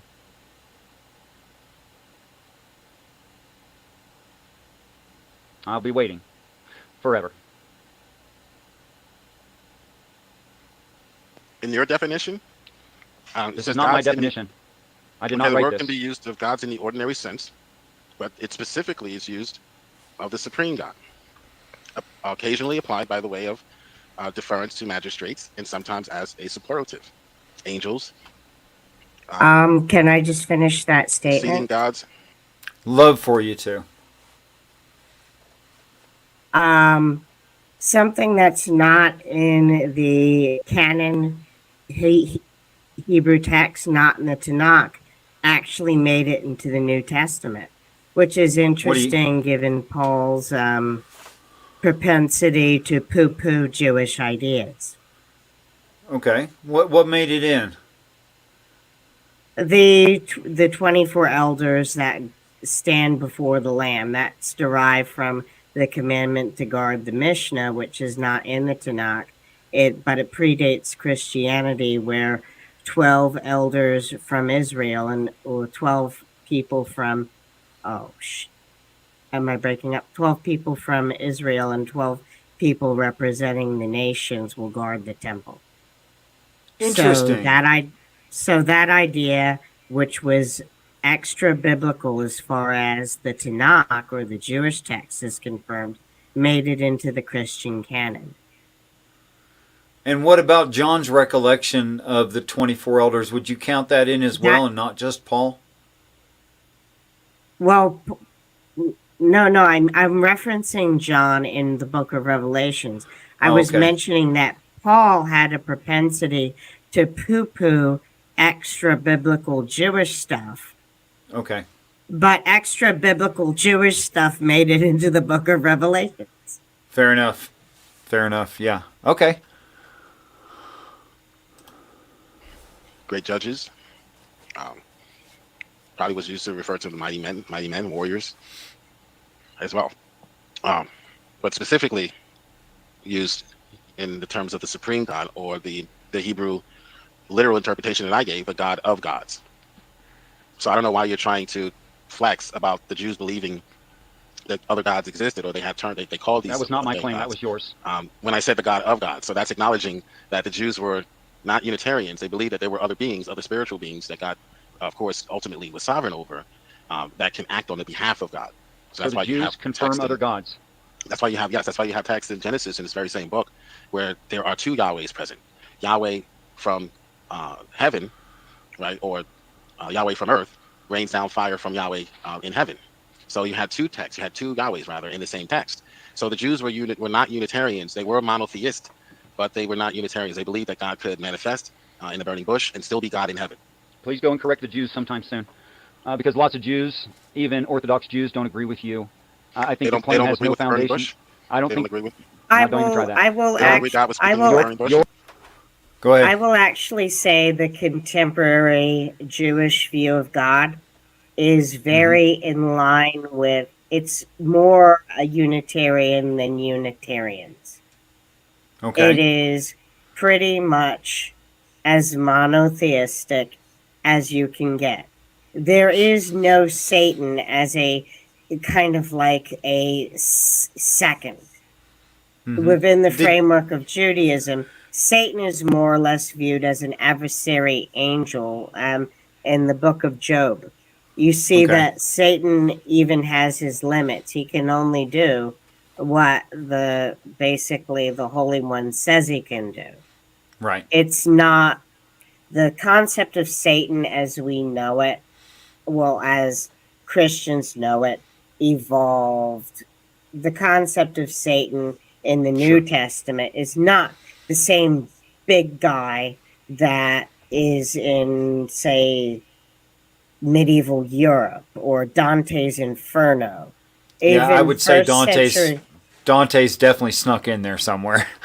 first century Christians would have viewed Satan, yeah, he's a roaring lion who does all these horrible, deceives the world, but at the end of the day, there's still one being in control. I'm trying to remember where in the Tanakh it says that God says, I am the light and I am the dark. Right.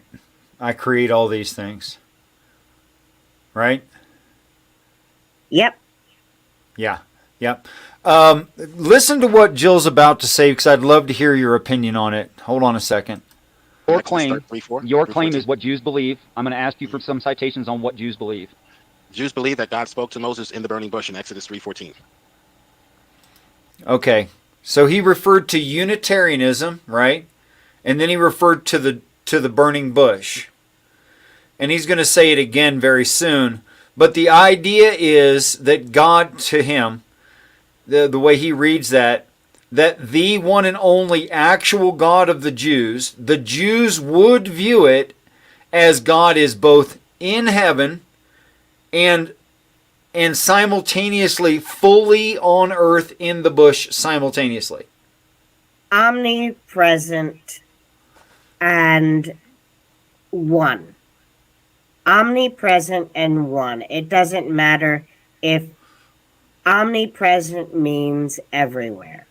Right, but why mention Unitarianism if you're going to say because if you're going to separate omnipresence, the omnipresent versus Right. localizing one's presence in a burning bush versus using the burning bush to get one's attention. right? Using a burning bush to get one's attention. Or Right. So I'm right thinking that you would not have to say within omnipresence Unitarian to the Jew, right? I think I know what Unitarians believe, but as far as, I'm just going to say what Jews believe. An omnipresent, non-physical, yet intelligent creator and sustainer of the universe and of all things. Okay. Well, we're about to go over the definitions of all that, so you're about to see it anyway. That's not a citation of what Jews believe. Oh, That's well, you're citing the Bible Yeah. in your reading of it. all right, I'll get you a rabbi. Does anyone That would agree be with fine. me? How about an atheist? I think that's probably common knowledge. The Jews believe that Yahweh spoke to Moses through a burning bush. That's what they believe. I don't know anyone that would deny that, but I will get you a rabbi if that's what you need, Richard. Yeah, you've already See how he switched the argument there? From God was simultaneously in, and specifically all of God was in two different places simultaneously, to whether or not I read the text and the burning bush is in the story. Just so darn dishonest. changed the question and made it something you didn't assert in the first place. Okay. You want me So to did show you you wanna- that you just did that like 3 minutes apart? You want me to show Did you you that you wanna- just did that? Talk about something else while I look for that rabbi that's going to say, yes, we believe that God was speaking through Moses in the burning bush. That's not what you asserted. You've changed it completely. What you asserted is they believed in multiple gods. What? You want me to back Are it up you- and show? Are you okay, bro? Have you had a stroke lately? I'm thinking that about you. So, Okay, I'll just bring up tonight's show where you said it 3 minutes all right. ago. So now, This is you're ridiculous. I'm glad you're backtracking on that. So the Jews did believe. I'm backtracking. Yeah. So the Jews. Now you're changing your story. So now now I'm do you gonna have to believe? show it. Do you believe that the Jews Demolished doctrine. believed that there were that God's presence was in the burning bush, speaking to Moses? Doctrine. You believe that you believe that? Meaning monotheistic. I thought that's what Jill said I was he asking you if believed. you believe that's what Jews believed about the burning bush, that was God actually speaking to Moses. Oh, I'm glad you caught that. See, he's trying to. God is not a burning bush. All right? Right. God can use a burning bush to say, here's a siren. Let me get your attention. Here, let me puff it up. Let me show you something unusual, like something burning but not being consumed. Is that Right. thing burning but not being consumed God? No. But he's saying it is, and he's saying the Jews think it is. No, a bush that's burning but not being consumed is not the infinite creator and sustainer, omnipresent God of the universe. I'm glad we agree. Although it shouldn't have to be said, should it? But apparently it has to be said. That was my question. You don't seem to want to answer it. Richard, you there? Would you like to answer the question, Richard? I'd love to answer the question. Here's my answer. Not Of course. Unitarian, not Trinitarian, but monotheistic, meaning So monotheistic. you believe that this text is not speaking about the God of gods. I just told you in my response that there is gods, but it's talking about the God of gods when it says Elohim. So it's not. It is similar to Hebrews 4:30, all of which mean him. We agree here. Elohim, gods and possessions of God. It is a plural of the one I just read, 433. I'm going to go ahead and skip past that. One of us. Oh, You can pass it. It seemed like a question for you, Richard. That's what you believe, don't you? That these are angels and from outer space. Okay, so that's the end of the review, and from there it just gets kind of sloppy, and we took some audience participation in that.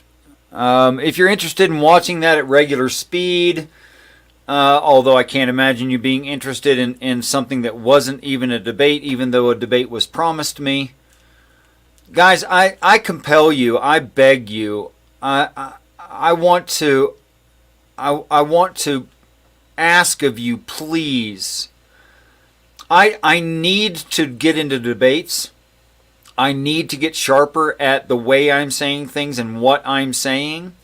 Not that I think I need to adjust my view, but I do need the practice. So if you know of an honest interlocutor that would meet on an unknown channel, which will be Certainty Exists JG, please check out Certainty Exists JG channel and see what he's saying over there, and upvote him, downvote him, comment on his stuff, subscribe or block him completely and tell him he's an idiot. He'd appreciate your participation. But he's going to be hosting more of these debates, but I need people who will actually debate me. I don't need a mess like this. And so far, this is all I can get. So if you think that I'm worthy of a more difficult debate than what you saw tonight, and maybe I'm extremely biased in favor of myself, but I think I could do a lot better with an honest interlocutor. And if you know somebody like that, send them over to JG's channel. Send them over my way. In fact, peace and respect, Bree at Hive Science. Y'all check out Hive Science's stuff too. Really good stuff. Very academic, very accurate, very careful, well thought out. Great science stuff. I'm going to put my email, I can't type and talk at the same time, in the chat. And you guys pass it out like candy. Okay? Let's make sure I spelled that right. Yep, all that's right. Pass that out like candy. If you know somebody that wants to have actual debates, serious debates, like in the respectful way that Commander's view here is not my view, and vice versa. But we haven't had to attack each other like the other person is an idiot. And that kind of mutual respect to actually discuss topics, which Commander has taught me a few things tonight, and thank you so much for that. I appreciate it. Anything religious-y is the answer to this question. Anything religious-y, and by that I mean I would debate Hindi, I would debate Christianity, I would debate my views on I think I can support my views on Judaism, Native American Indian culture, religion, just all that stuff is just super interesting to me. I love it. Love it all.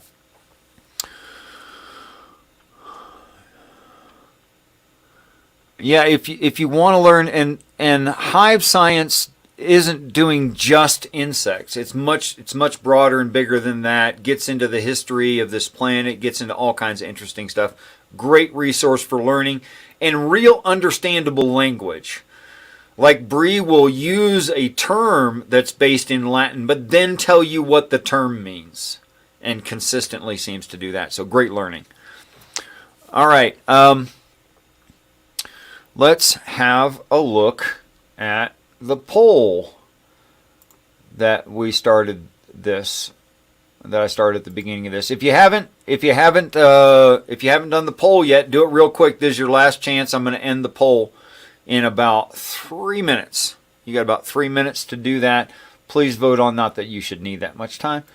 Please vote on the poll from what you've seen tonight.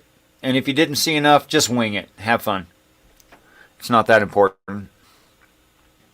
You are welcome for the plug. You deserve it. I don't plug people who do stupid stuff. I just won't. I'll plug you, Digital Hammurabi, JG, James Apperson, Mark Reed, Jay Bundy at Pocket Locker 86. Who else will I actually plug? John Peterson, Rage to Reason. Now that he's Rage to Reason, I'll plug him. Let's see, who else will I plug? Skylar Fiction, great at arguing. The Afro-Humanist, plug them too. All those channels, really good. Check those out. Hit 5 seconds back and listen to all those names I just named again if you have to. And check out the shills if you haven't already. What's the shills? What's that mean? The shills, we started out debunking bullshit.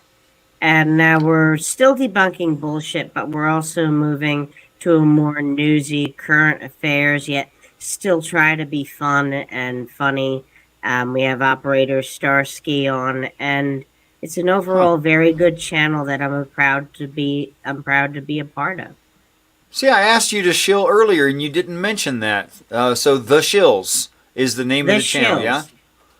Well, if you have ability, I think I've already made you a moderator. I'm pretty sure. Go ahead and put a link to that. Peace and respect, Hillary's emails.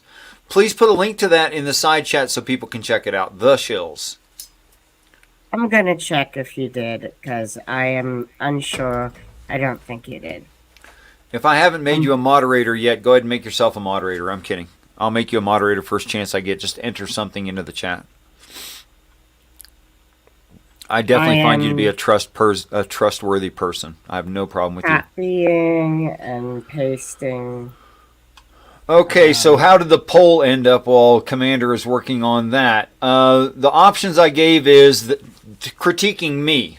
How should I have been, in your opinions, in this debate? I should have been more prepared. 24% said that. I should have been more patient. 19% said that. I should have been more aggressive. 43% said that. I should have been more kind. 14% said that. Okay. Well, I will take that and seriously consider it. when I go to review this video, and because I review everything that I do, everything I participate in, I review it for memory's sake to see if I'm misremembering anything that just happened, because I know for a fact that I've only seen it once. So I try to remember what I said and what the other person said. I go through the video once that way, and then I go through it again to listen to myself to see if I said anything poorly or that was hard to understand, how much I'm saying the word and stuff like that, and looking also for consistency within the view that I hold to see if I said something stupid or mistakenly or if I said it poorly. And then I'll go through it again and check out the side chat and answer anyone who directly addressed me in the side chat, even if they're not on my channel. And so I'm watching it like 3 and 4 times every time, just so you know that. I just Here we posted go. something. Thank you so much. And thank you all for your input in the poll. I really appreciate it. Where'd it go? There it is. I scrolled too far. There you go. You're a moderator, and you should be able to put links in the chat. Please put a link to the shill in the chat, please. All right, guys. There is a StreamYard link at the top of the chat that is pinned, so you don't have to chase it down. It's hovering right above where you're typing now. Feel free to hit that link and come on in. If I get at least one more person in here, we'll keep going. But if I don't in the next minute, I'm just going to take that as you guys are done for the night, which is fine with me. I'm kind of done too. And we'll shut this thing up. We will put some wrapping paper on it, tie it with a pretty bow, and put it under the tree. All right, so love to hear your last thoughts, Commander 401. Everything and anything you'd like to say. Well, this was actually quite fun, pleasant. I know we don't see it eye to eye on everything, but regardless of that, we can be polite to each other and not attack each other and treat each other with respect. And, you know, I can see and even substantiate where you can, from your perspective, be absolutely correct from your perspective, and linguistically what you're suggesting could be plausible. And no need to see the other person as the devil, you know. That kind of, unless someone is doing Hitler crap or they're calling to harm other people, we can be respectful. Yes, I think what I try to do is I try to respect people and treat them with the honor that they are entitled to for being a child of God until they show me that they can't handle the politeness. Peace and respect, Jamie Russell. Welcome. Hey. Floor is yours, brother. Go ahead. I think some of it seemed like you guys were talking past each other in a certain sense, right? Because some of the times what he was saying, I don't know what he was disagreeing with you on. So, like, as I understand it, you would say we the know God. what each. Go ahead. I'm sorry. We know what each other believe in, and we do have disagreements. Maybe it might not have been apparent, but we do have disagreements. We were agreeing linguistically, but we have different concept of. Point of clarification. Sorry to interrupt. Point of clarification. Jamie Russell, was that in reference to the conversation that Commander 401 and I had tonight, or the debate with Jill, what you just said? Yeah, I meant the debate. Okay. That was kind of confusing because you guys were just talking about what you guys were disagreeing with. So I found what Commander 401 was saying in this conversation to be quite agreeable, and I'm a Christian. So as far as the usage of Elohim, the understanding from the Jewish perspective, as I understand it, was quite agreeable and honest regarding what the text and the use of language is. There's no doubt in my mind that the use of Elohim is a general term and is highly contextual. And if you're, and particularly if you're a believer, that is, if you're part of Israel or Jewish, if you will, quote unquote, I would just say, like, the covenant people of God in the Old Testament used and understood the word Elohim to be a term like we use the word God in general. And when applied in context to the creator God that they believed in, and that they believed, and I believe, that was guiding them in their history and was their king, if you will, or their God, that in that context, their Elohim was Yahweh. And so it matters what context is. And when Christians misuse and try to, because they believe that the singular true God is Yahweh, they import that idea into the language as if Elohim was only used in such a way. And it's like, look, those are two separate issues. You do not have to lie about the use of the language to uphold that you believe Yahweh is the true God, or even that the scripture means to say that that's the case. I believe you can say that. What you can't say is that the term Elohim only refers to Yahweh, because it doesn't. And if you try to say that, you get in big trouble in Psalm 82 when Elohim stands among the Elohim and then tells them, you will die like men. He's not saying that to the Trinity. He's saying that to, I would argue, something like fallen angels, that maybe you can go to Deuteronomy 32 and when Yahweh points over the nations according to the sons of God. Before you go on, expound more on what you'd said on the Psalm. Was Psalm 82? Is that right? Yeah. Bring all that together. So it's just that God stands. It says Elohim stands amongst the Elohim. That's what the text says. So now you have to understand what is this? What do you mean Elohim stands among the Elohim? Well, in context, if you understand, you'd say, well, they're talking about Yahweh, probably, but that remains to be seen, perhaps.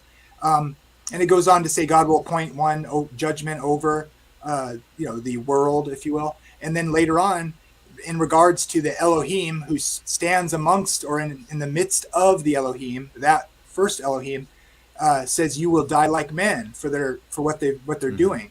And so, Elohim just means these divine beings, as far as I can tell. Or now on that word amongst.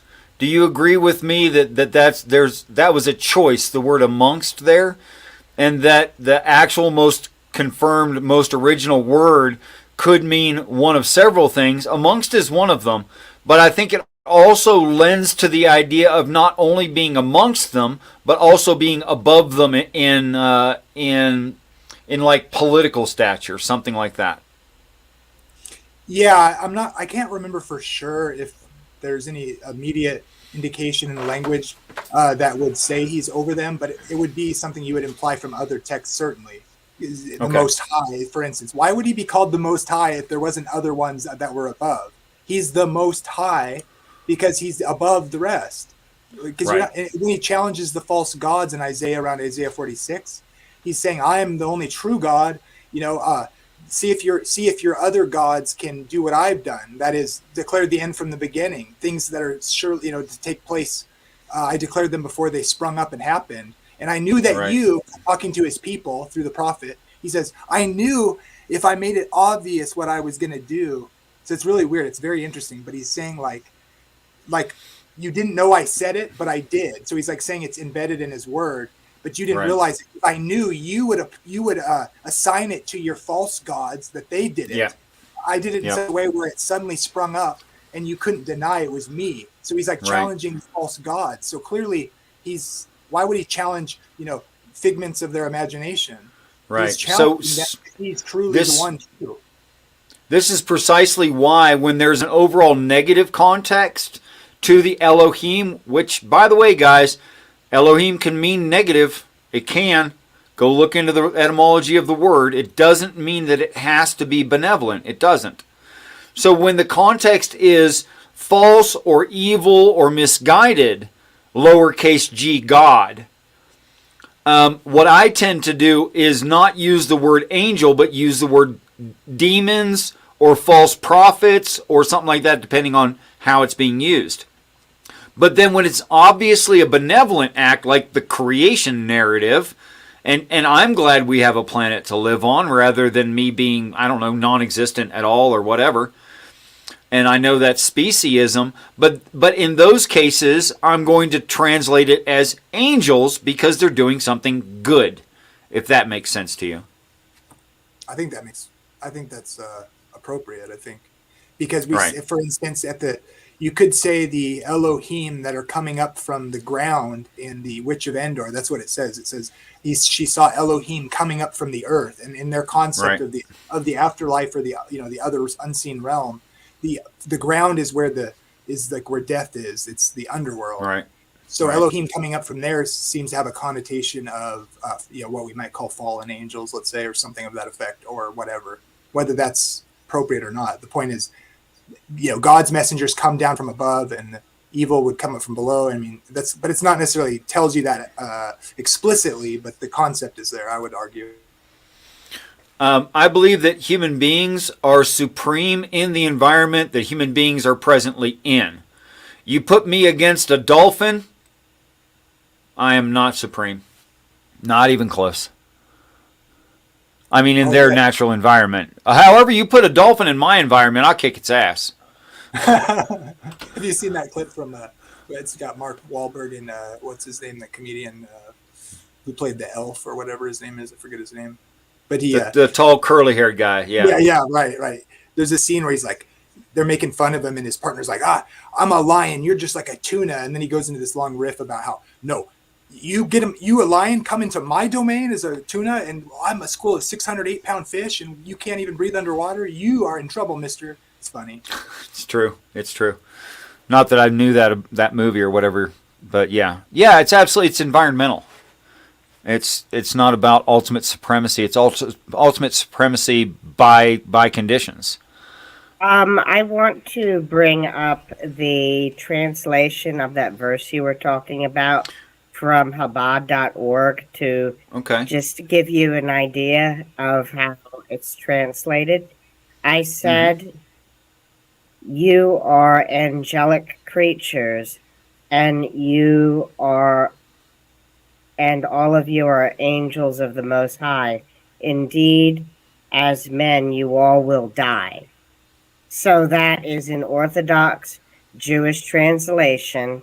It's not talking about the heresy of the Word of Faith movement, that they use this to say, see, it says in the Bible, you are all little gods. And then in the next sentence, it says, and like men, you all will die. And they leave that out.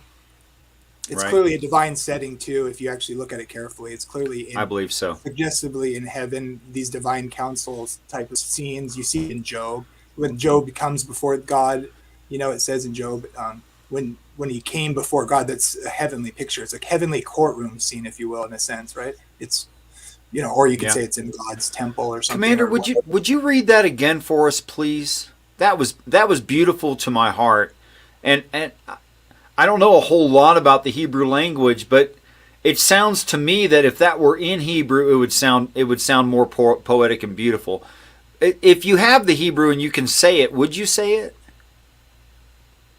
I'm gonna do my best. Again, I've been up since 3 a.m. I know, you're a trooper. Thank you so much. You will have to give me some leeway here, because I'm reading this from my phone. Ani Amarati Elohim Atim Uvani Elenu. No, not Elenu. El Elyon Hulachem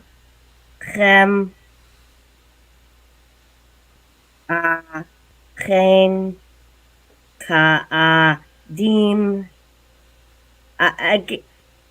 I am not going to be able to sing this for you tonight. It's okay. It's okay.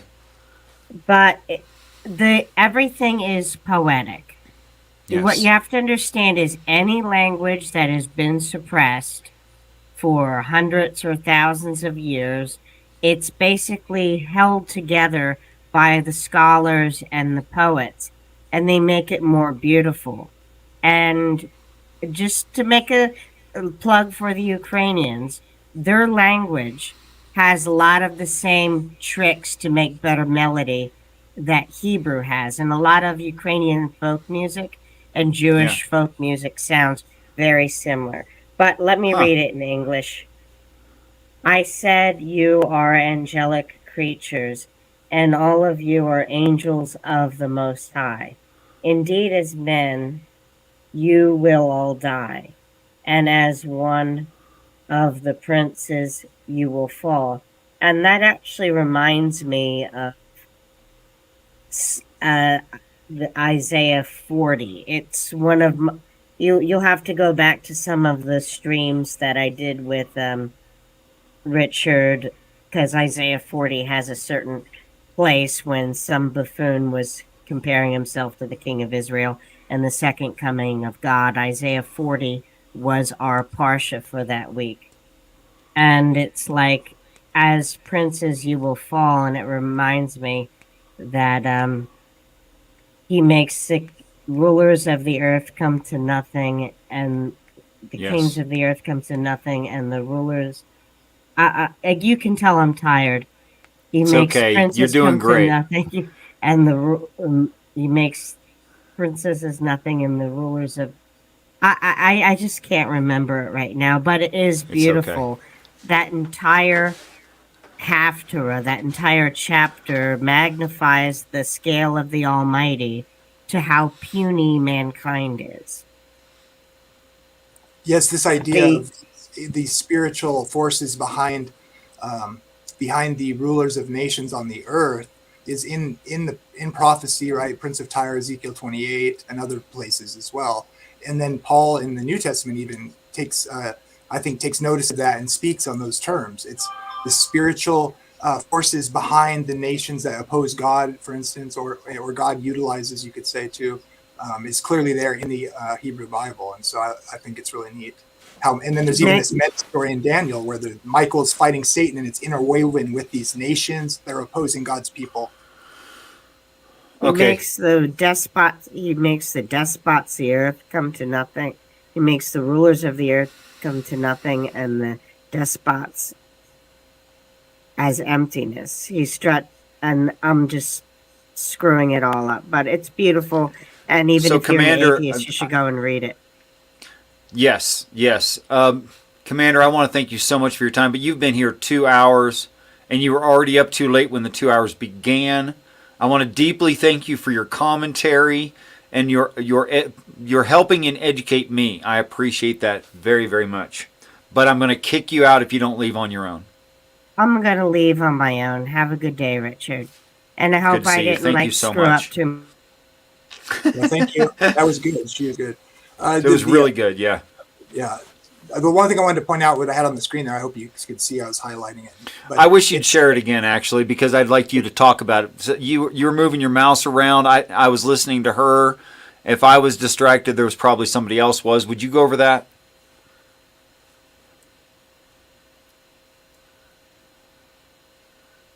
And stop muting yourself. Makes things hard. The same one. Let's see. Okay, here it is. Yeah. I'll share this. Same thing I had it before. So this just makes it clear what the original language says and makes the point I was trying to make very clear. That is that the term Elohim, how it is utilized and how it's contextually important, and how Elohim. Okay, now go over this slow. Okay, Jamie, go over this slowly because you're bright and fast, but you're too bright and too fast for most folks, including me. So please just do this slowly. So yeah, this is a parallel Hebrew. And of course, Hebrew's got a different order in its grammar, so you got to kind of recognize that. But this is the Hebrew text with parallel to the English, Psalm 82. Okay, I think this is the version I'm not sure what the Bible version is. It's probably KJV, but I can't be sure. So this is the Psalm 82, what I was mentioning.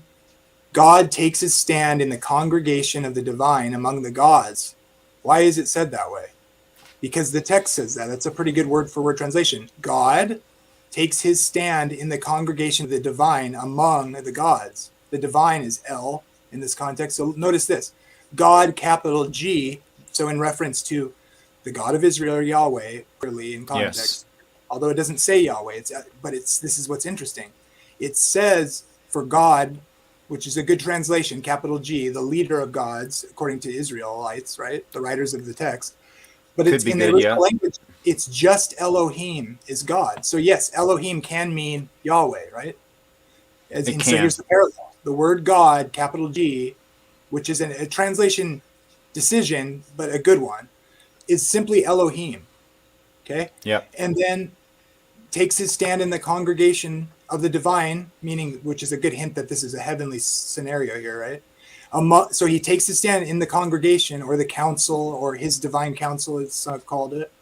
And he stands among the congregation of the gods. What's the word for the gods, which the translators use a lowercase g?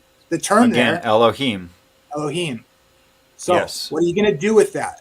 The verse goes on to say, you will, where this God in context, this one, okay, the one standing amongst or in the midst of, the gods, and that is an appropriate translation to think of this as the God, capital G, stands amongst these other gods and makes judgments and tells them, the Elohim tells the Elohim, you, Elohim, will die like men. So Yes. you want to make that the Trinity, you have utterly undermined yourself by being dishonest with the text. Very good. Very good. And if anyone didn't catch all of that, please comment and we can expound on that. I know I could say the same thing again in different words. Okay, so what do we got going on in the site? Do you have something else you wanted to share, Jamie, on tonight? About I would tonight? just say this, to be fair to you, I would say this. Like, there's different ways you can conceive of this. Many non-believing scholars will suggest a development of Hebrew thought on this. Of course, they don't believe in the true God. I'm not saying you believe this, but the range of options of explaining the development of these ideas would be that they're just borrowing from pantheons of surrounding cultural ideas, and then wanting to put forth their God as the most powerful. They say something like that, right? And that, to be fair, if God doesn't exist, that would probably be the right explanation. So it's worth understanding that. But if you're a believer and you have an experience with the true God, and you believe that God was leading his people, and you imply the narrative and you understand the narrative, then obviously the correct interpretation would be that capital G, the true creator God Yahweh, has other beings that can be called Elohim, but he is the true creator God.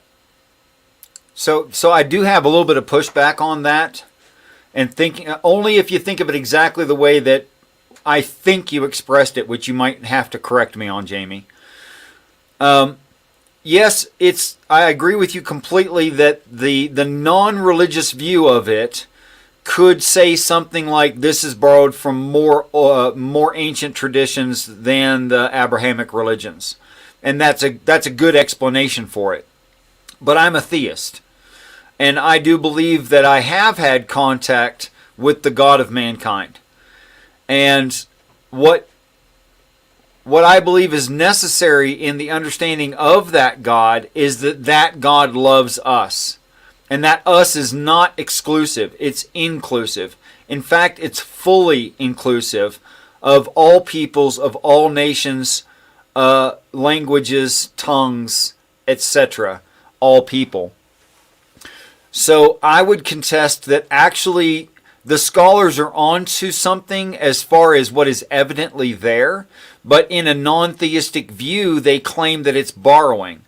Where what I'm more inclined to say, and what I think I see evidence for, and I can make a pretty good case, a good argument for, is that his name Yod-Heh-Vav-Heh, that name is to a people, but the God is the God, and he always was.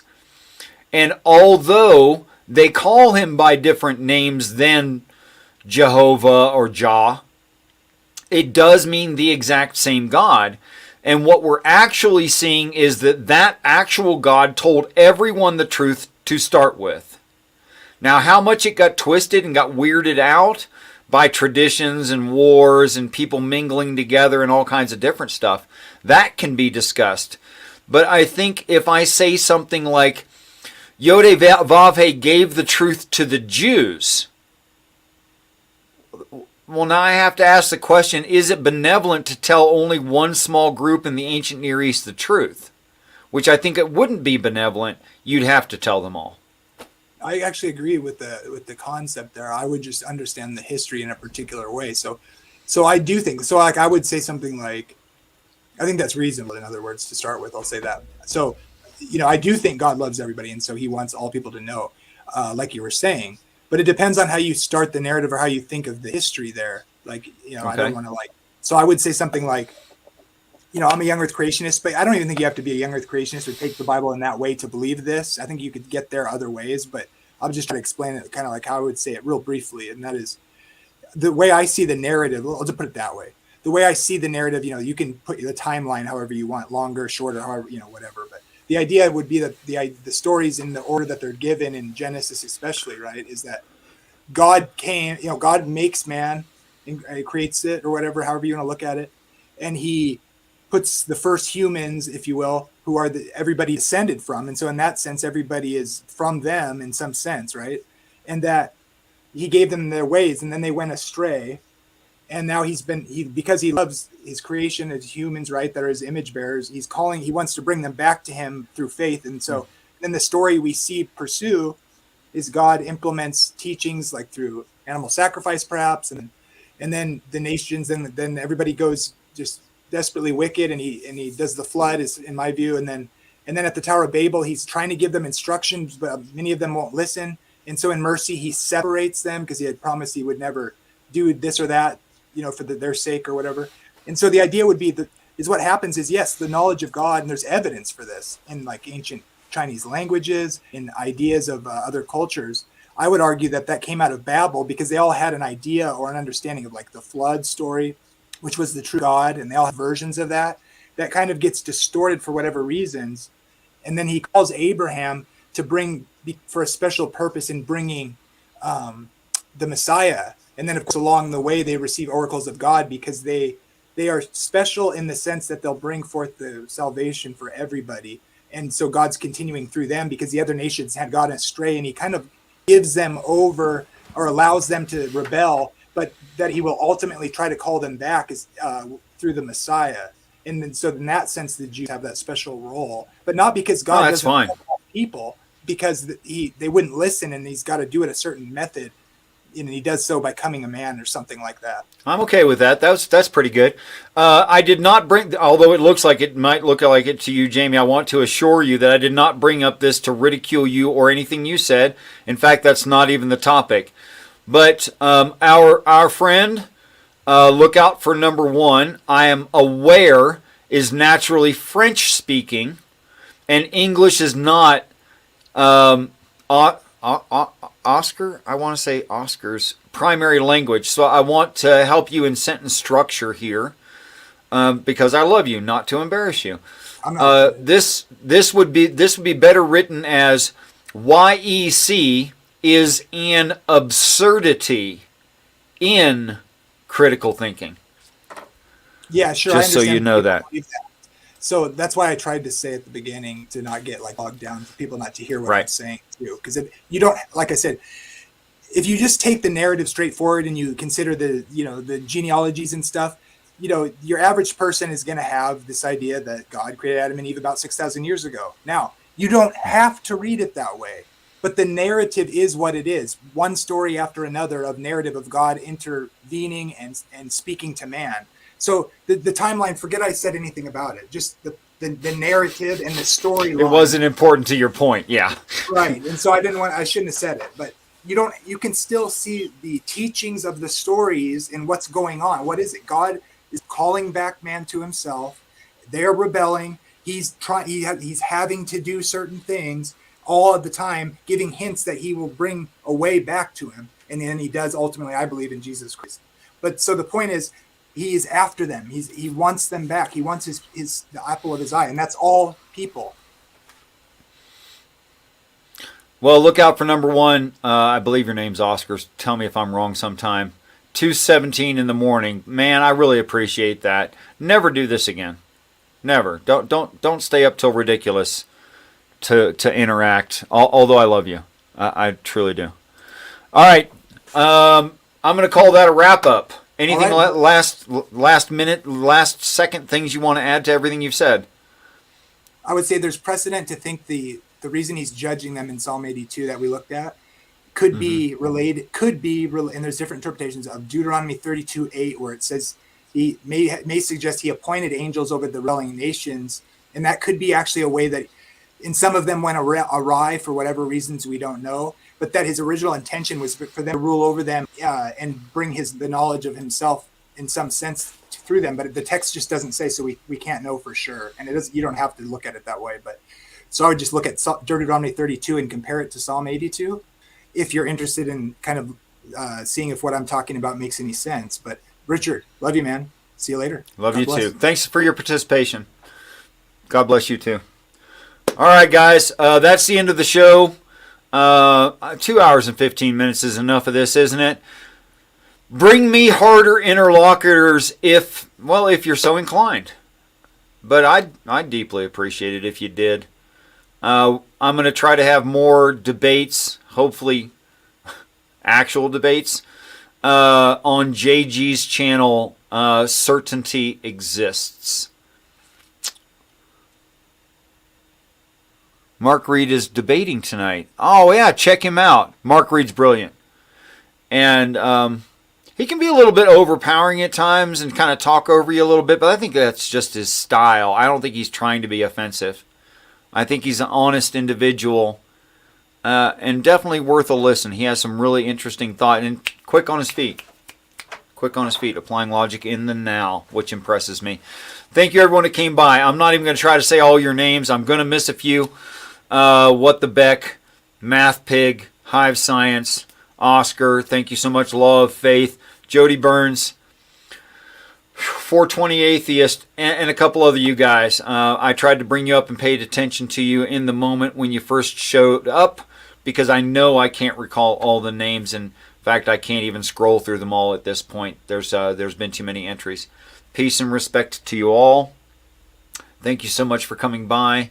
I want you all to know that I truly look forward to the day that we're all great friends. Till next time.